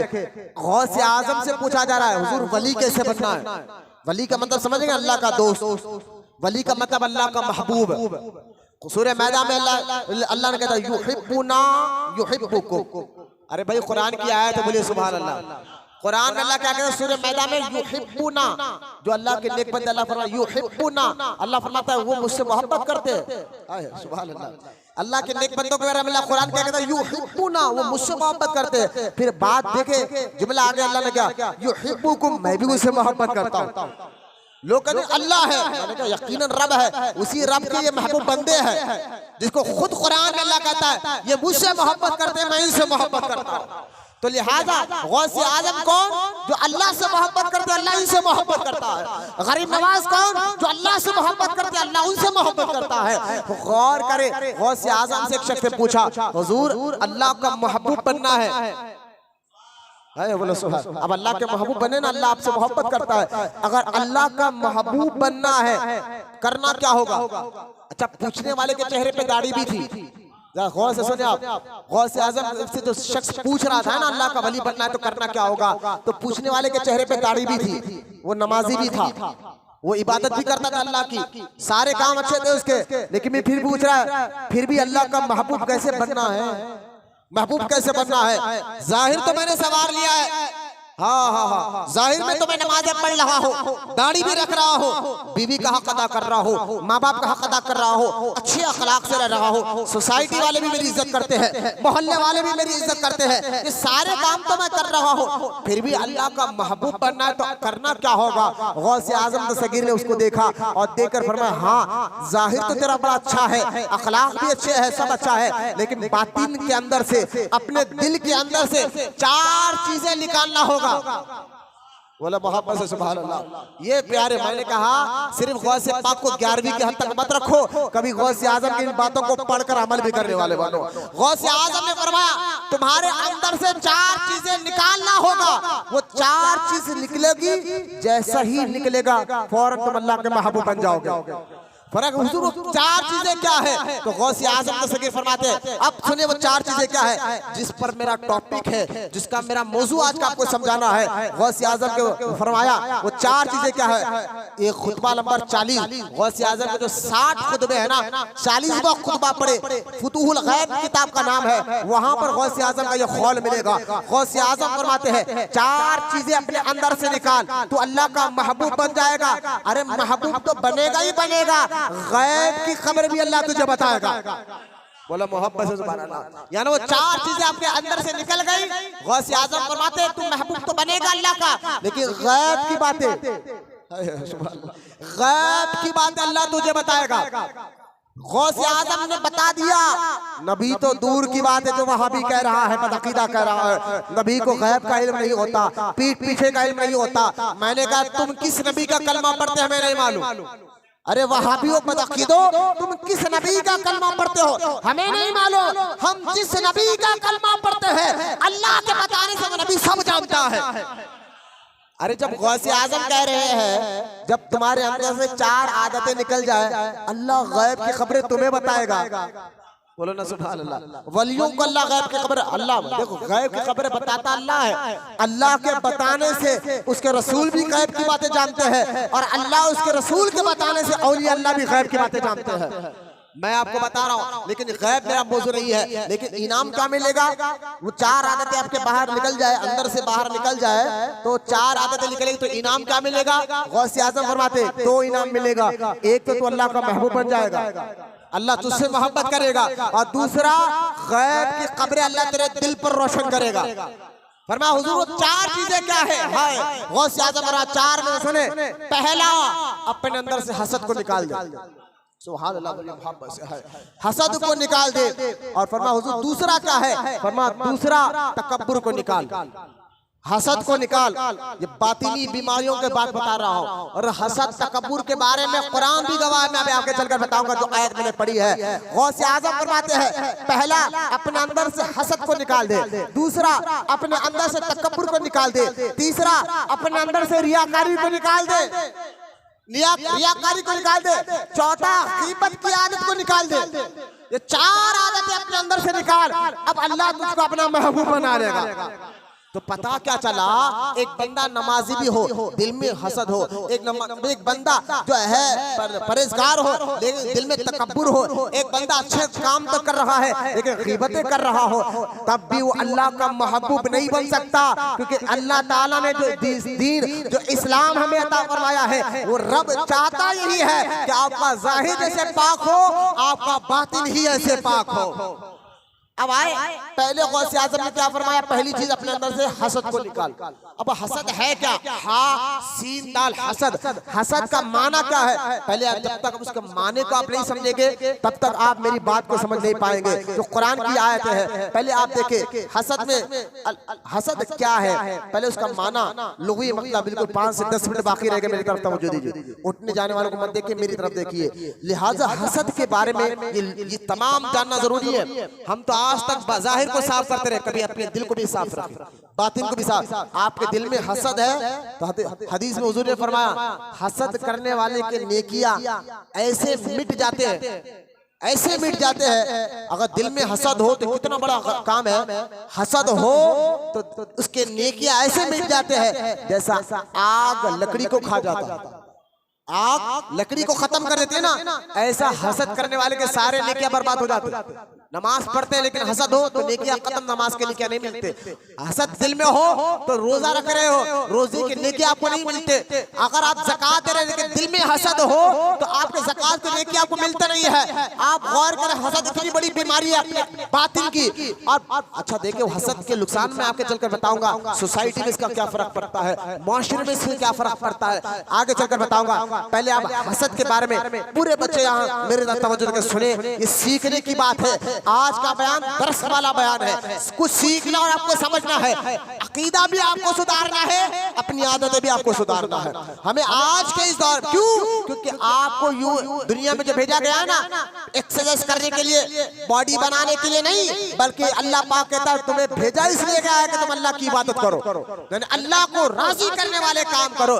देखिए, एक्सरसाइज करना, बॉडी बनाना कोई गुनाह नहीं है, अच्छी बात है कि नेमत है। सेहत भी अल्लाह की एक बहुत बड़ी नेमत है, लिहाजा इस नेमत को अपनाइए, लेकिन अल्लाह को राजी करते हुए अपनाइए, रब को राजी। भाई पट बोल के मरोगे, आपकी हमारी मौत का कोई वक्त मालूम नहीं। अभी शाबान की मुबारक रात गुजरी है, पता नहीं अगले साल तक हम जिंदा रहेंगे या नहीं रहेंगे। कोई इस बात की गारंटी नहीं दे सकता कि हम कब तक जिएंगे, कब मरेंगे। ना मैं दे सकता हूँ, ना आप दे सकते हैं, पता नहीं। आज की नमाज हमारे लिए आखिरी हो जाए, इसलिए गौसे आजम फरमाते हैं, अगर तुम सुधरना चाहते हो तो गौसे आजम फरमाते हैं, बस ये समझो कि मेरा जो दिन है, मेरे दिन का आखिरी दिन है। गौसे आजम फरमाते हैं, अगर तुम सुधरना चाहते हो, ये ज़हन में बैठा लो कि जो तुम्हारा दिन है, मेरी दुनिया, ये दुनिया का यानी जिंदगी का आखिरी दिन है। फरमा गौसे क्यों? क्योंकि गौसे आजम फरमाते कल जो गुजर गया वो आने वाला नहीं, कल जो गुजर गया वो आने वाला नहीं, और आने वाले कल का कोई गारंटी नहीं। आने वाले कल तक आप जिंदा रहेंगे इसकी कोई गारंटी नहीं। इसलिए गौसे आजम फरमाते जो दिन है उसी को आखिरी दिन समझ के अमल करो, उसी को आखिरी दिन समझ के अमल करो। क्या प्यारी बात गौसे आजम फरमा रहे हैं कि कल जो गुजर गया वो आने वाला नहीं, और आने वाले कल का कोई क्या भरोसा नहीं। जो दिन बचा है उसी दिन पर अमल करने वाले बन जाओ। जो लोग कल से नमाज पढ़ लूंगा, कल से दाढ़ी रख लूंगा, कल से अच्छे काम करूंगा, गौर करे क्यों?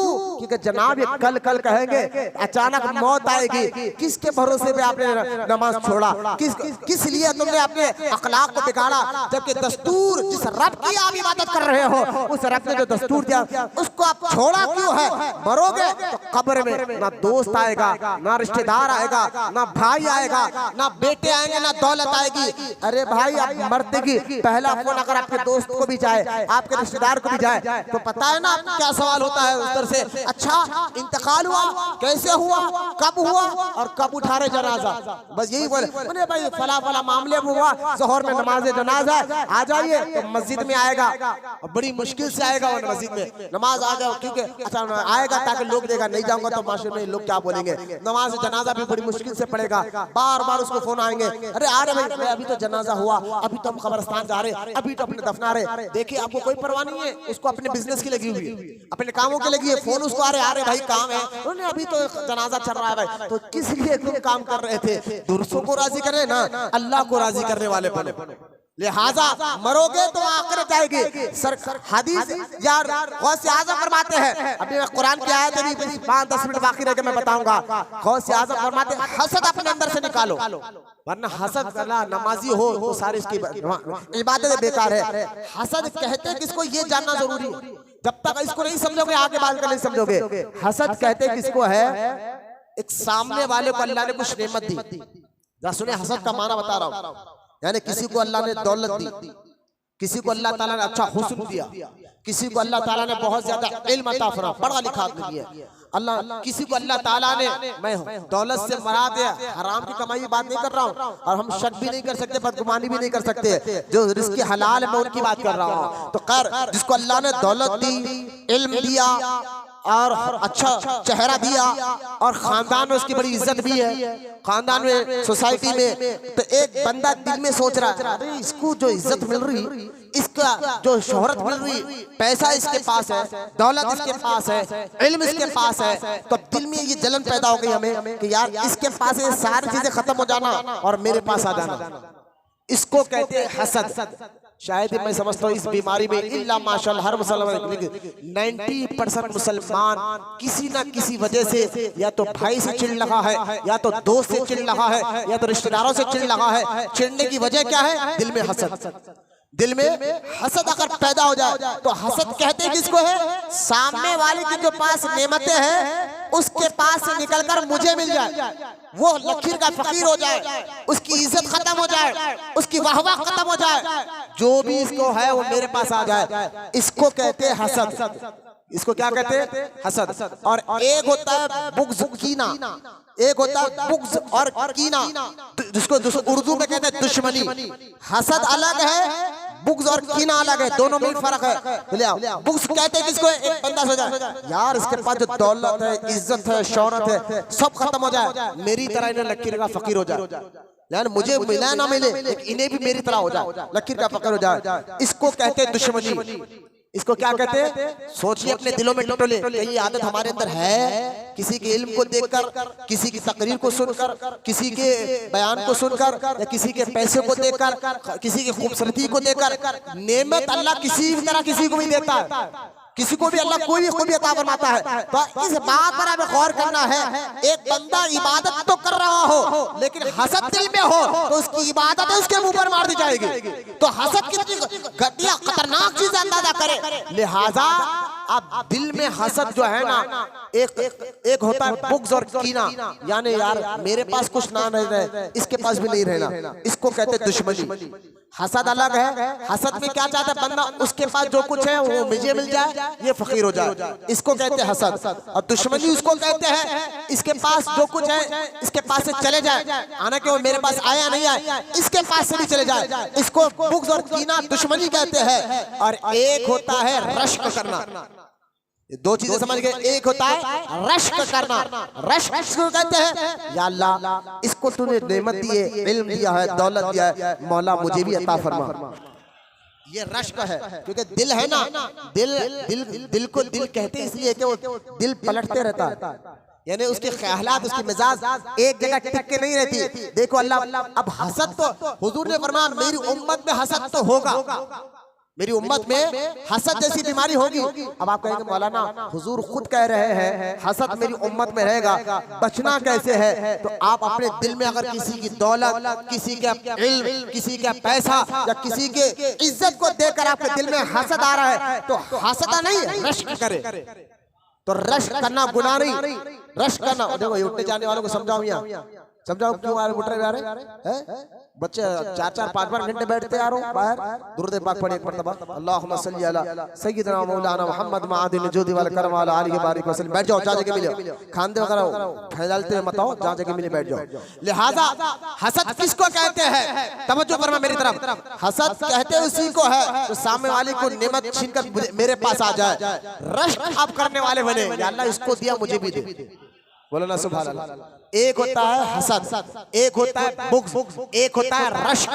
हसद और बुग़्ज़ को हराम है, रश्क करना जायज है, या अल्लाह इसको दिया मुझे भी दे। और एक होता है गैरियत, गैरियत भी सुन लीजिए आप ये बातें।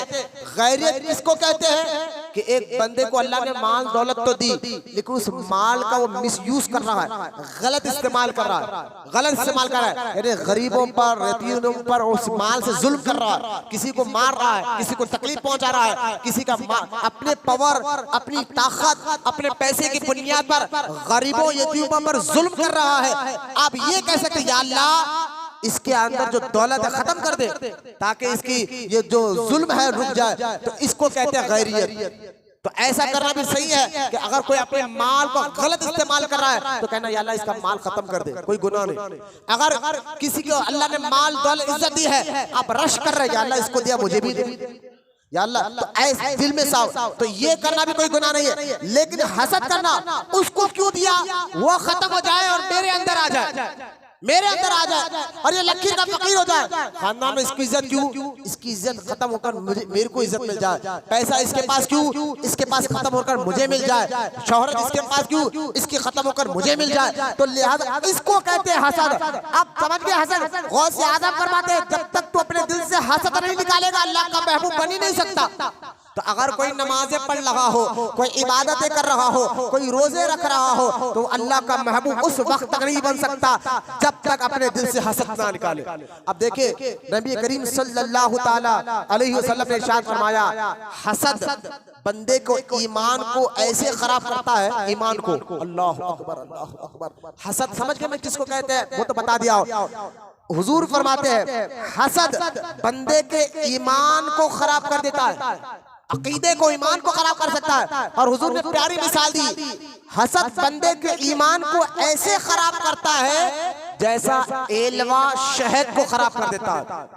एलवा, एलवा जानते हैं क्या है? मैं आपको और आसान करके बताता हूँ, लेकिन हुजूर ने क्या प्यारी मिसाल देकर बताई। हसद हो तो उसका ईमान खराब हो जाता है हसद की वजह से। आपको और एक बात बताऊं, दुनिया में इस जमीन पर सबसे पहले जो गुनाह हुआ, सबसे पहले जो काम कर कर उसने अल्लाह को नाराज किया, उसकी वजह हसद थी।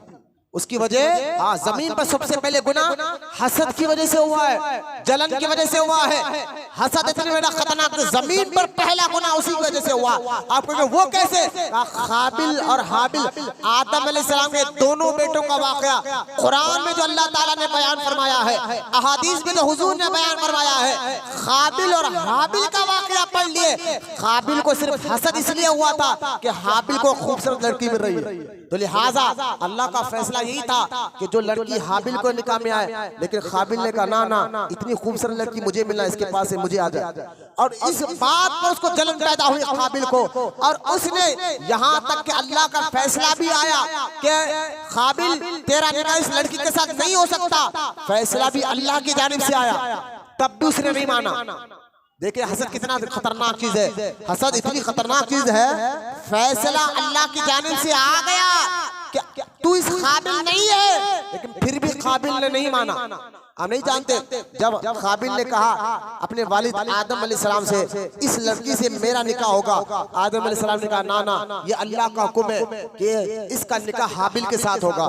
लेकिन वो जिद करने लगा कि नहीं नहीं नहीं, मुझे चाहिए ये चीज, मुझे चाहिए, मुझे चाहिए। तो आदम अलैहिस्सलाम ने कहा एक काम करो, तुम कुर्बानी अल्लाह की बारगाह में पेश करो, जिसकी कुर्बानी कबूल होगी उसके निकाह में ये बच्ची जाएगी। तो काबिल ने भी कुर्बानी अल्लाह की बारगाह में रखी, हाबिल ने भी कुर्बानी अल्लाह की बारगाह में रखी। उस दौर में कुर्बानी कैसे कबूल होती थी जानते हैं आप? आसमान से एक आग जमीन पर आती थी, जिसकी कुर्बानी कबूल करना उसकी कुर्बानी को लेकर चले जाती थी।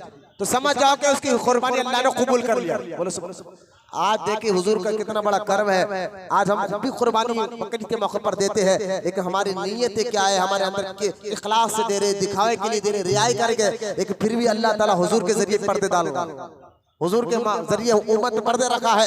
खैर हाबिल ने एक बहुत बड़ा जानवर, बकरा या दुम्बा रखा, और हाबिल ने भी अपनी ऐसी जिम्मेदारी एक जानवर रखा। तो अल्लाह ताला ने हाबिल की कुर्बानी को कबूल फरमाया। काम तो ही चाहिए था ना, जब अल्लाह चाह रहा है कि इसकी कुर्बानी कबूल हो, फिर भी जलन हसद उसको इतना बिगाड़ दिया कि आदम अलैहिस्सलाम जब काबे की जियारत के लिए गए, यही काबिल ने अल्लाह के फैसले को नहीं माना, ना नबी आदम अलैहिस्सलाम के फैसले को नहीं माना। क्यों? कि उसके दिल में हसद था, उसके दिल में हसद था। उसने उस हसद की बुनियाद पर अपने भाई हाबिल का कत्ल कर दिया इस जमीन पर। बैठ जाओ बेटा, ऐसा खाद में फेंक लगे मत आओ, जहाँ जगह मिली बैठ जाओ। बोल लो बाहर चले गए, सिराज जहाँ बैठ गई वहाँ बैठ जाओ बेटा, थोड़ा सामने आ जाइए, बड़ी मेहरबानी सामने आ जाइए, बिल्कुल 2-3 मिनट बाकी। आप लोगों को बड़ी प्यार, जितना सामने होंगे सवाब उतना ज्यादा मिलेगा इंशाअल्लाह। जितना ज्यादा सब में बैठोगे सवाब अल्लाह उतना ज्यादा देगा आपको। सवाब कमाने वाले बने आप, ज्यादा अजर कमाने वाले बने। लिहाजा बैठ जाइए, बैठ जाइए। लिहाजा गौर करें, इस जमीन पर सबसे पहले जो कत्ल हुआ है हसद की वजह से हुआ। और हुजूर ने फरमाया क़यामत तक जितने जमीन पर कत्ल होते रहेंगे ना, क़यामत तक उस कत्ल का अजाब बराबर काबिल को भी मिलता रहेगा, क्योंकि गलत चीज की बुनियाद इसने रखी।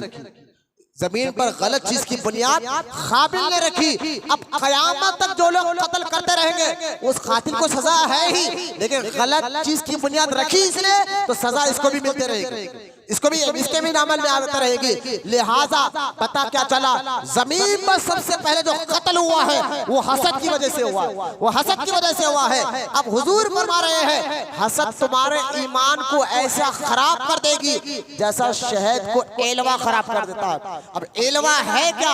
जो हकीम है वो तो हजरत जान लेते हैं एलवा क्या चीज है। थोड़ा मैं आपको भी बता देता हूँ। देखिए घी गवार का पत्ता जानते हैं ना, बड़े बड़े जो घी गवार का पत्ता बड़ा झाड़ होता है, है। घी गवार के जो पत्ता होता है, उस पत्ते की लेस को, उसकी डाली को आप तोड़े तो चिगड़ एक शीरे की तरह निकलता है, चिगड़।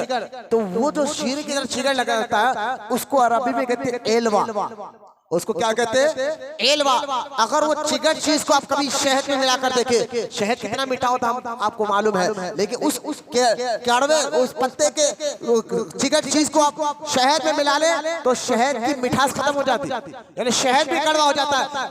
वो चीज इतना। अब हुजूर क्या फरमा रहे हैं कि हसद हमारे ईमान को ऐसे खराब कर देती है, ऐसे खराब कर देती है जैसा एलवा शहद को खराब कर देता है, जैसा एलवा शहद को खराब। तो पता क्या चला, हसद जो है ना, यहाँ तक के हसद के बारे में मैं आपको एक बात और बताता हूँ। जैसा कि आप देखिए एक हदीस पाक में आता है कि अल्लाह ताला की बारगाह में जब एक बंदा, हाँ आप और हम मरेंगे ना, सबको मरना है इंशाअल्लाह, और अल्लाह से हम दुआ करते हैं अल्लाह हमारा खातिमा ईमान पर ला। ये आखिरी हदीस सुनाकर बात खत्म कर रहा हूँ, हदीस सुना रहा हूँ और ये हदीस पाक सुनाकर अपनी बात को खत्म करूंगा, ताकि इंशाअल्लाह इस टॉपिक को अल्लाह जिंदगी रखा तो आने वाले जुम्मा में आपको समझाऊंगा। ये आखिरी हदीस सुन लीजिए आप। जब हम और आप मरते हैं ना, मरने के बाद हमारे जो नेकियां है, जो हमारे आमाल है ना, वो अल्लाह की बारगाह में पहुंचाए जाते हैं।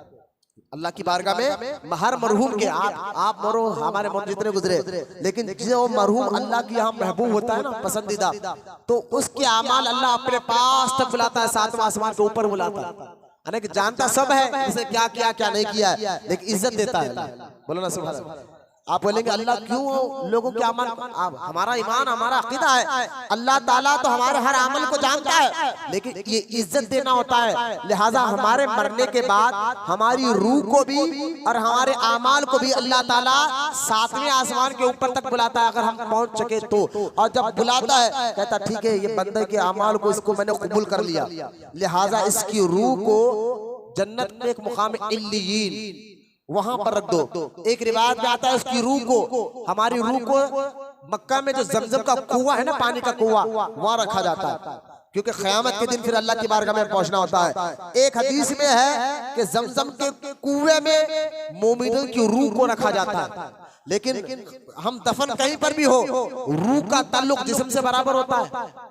आपकी खबर पर, माँ बाप की खबर पर कौन आ रहा है, कौन जा रहा है, ये मरने वाले को पूरा खबर होती है। ये आम हर की रूह की बता रहा, ये मोमिनों की रूह के बारे में। देखिए मरना है, मरने के बाद हिसाब किताब देना है, ये अकीदा हर मुसलमान का होना जरूरी है। बैठिए हज़रत, बैठिए, ऐसे खाने फैला कर मत आइए। मरने के बाद हिसाब किताब देना है, ये हर मुसलमान के लिए अकीदा जरूरी है। हुजूर जब ये बात अपनी कौम में कहे ना कि मरना हिसाब किताब देना है, तो ये मजाक मुशरिकों ने उड़ाया था। मुशरिक ने मजाक उड़ा, हाँ मरने के बाद ये होगा, तो मुशरिक अगर माज़अल्लाह उन्होंने मजाक उड़ाया कि ये कैसे हो सकता है, मरने के बाद हमारे साथ ये होगा, ये नहीं, मर गए बात खत्म। ना, ये तो अकीदा मुशरिकों का था, हम मुसलमानों का अकीदा ये है, बोलना सुभान अल्लाह, कि हमारे आमाल अल्लाह की बारगाह में पहुंचाए जाएंगे, हमारी रूह को अल्लाह की बारगाह में। अगर हम कामयाब हैं तो हमारी रूह को जमजम के कुएं में रखा जाएगा।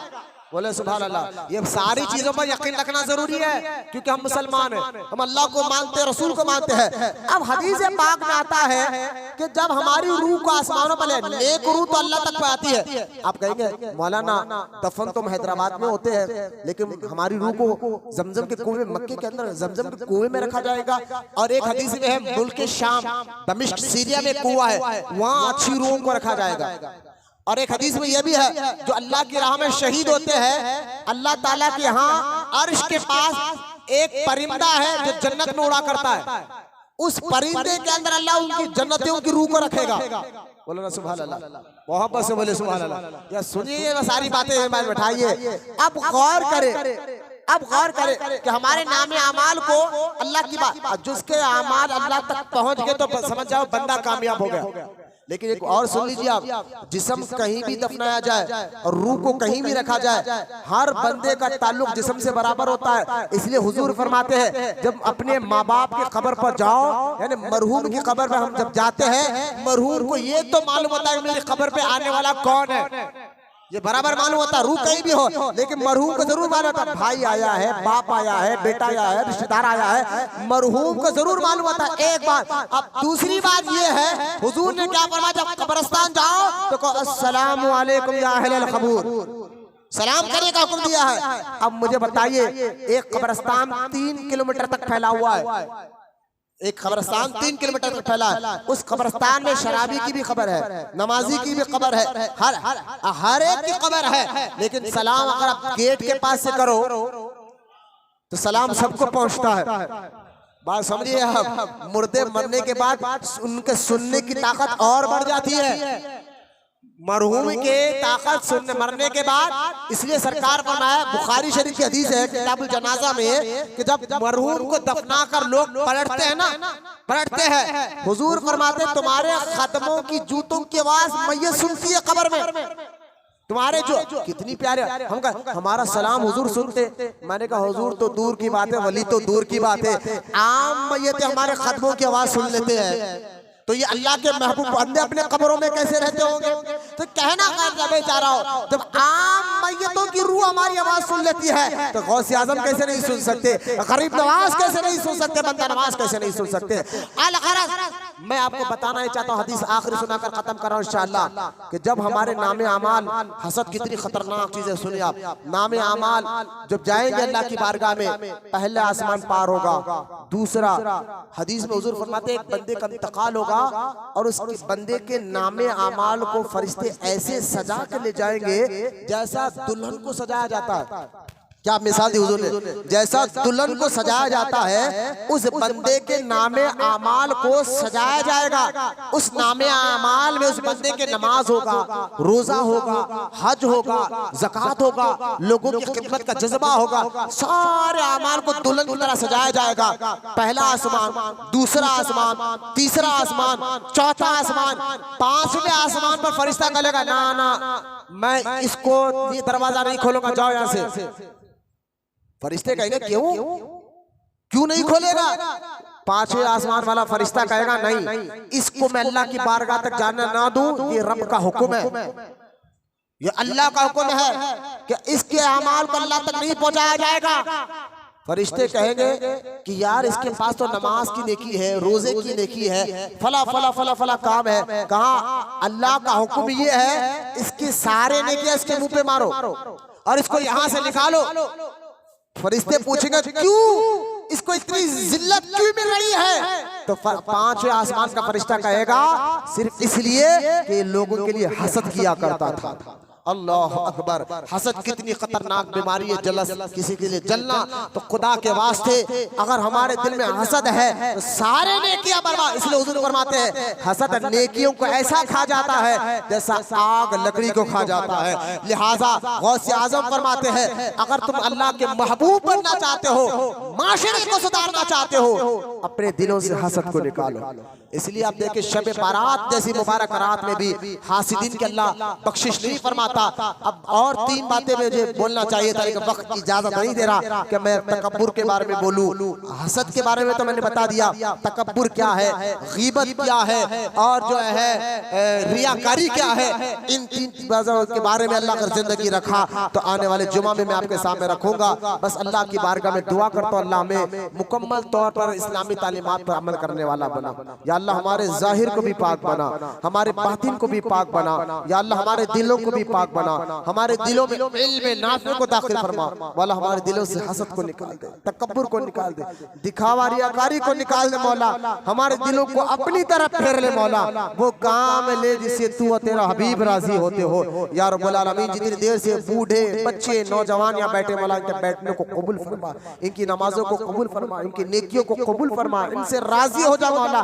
इनके कारोबारों में तरक्की अता फरमा, इनमें से जो बीमार उनको सेहत अता फरमा, जो बेरोजगार जिसके हलाल अता फरमा, जो बे औलाद है नेक और सहले औलाद अता फरमा, जिनके घरों में शादी के लिए लड़कियां बैठे हैं मौला गैब से सुन्नतों भरे रिश्ते अता फरमा। या रब्बुल आलमीन हम तमाम की दुआओं को सरकार मदीना सल्लल्लाहु अलैहि वसल्लम के सदक़े में, सरकार गौसे पाक रज़ी अल्लाह तआला अन्हु के सदक़े तौफ़ील में हम सब की दुआओं को कबूल और मकबूल फरमा। वमा अलैना इल्लल बलाग वल्हम्दुलिल्लाहि रब्बिल आलमीन।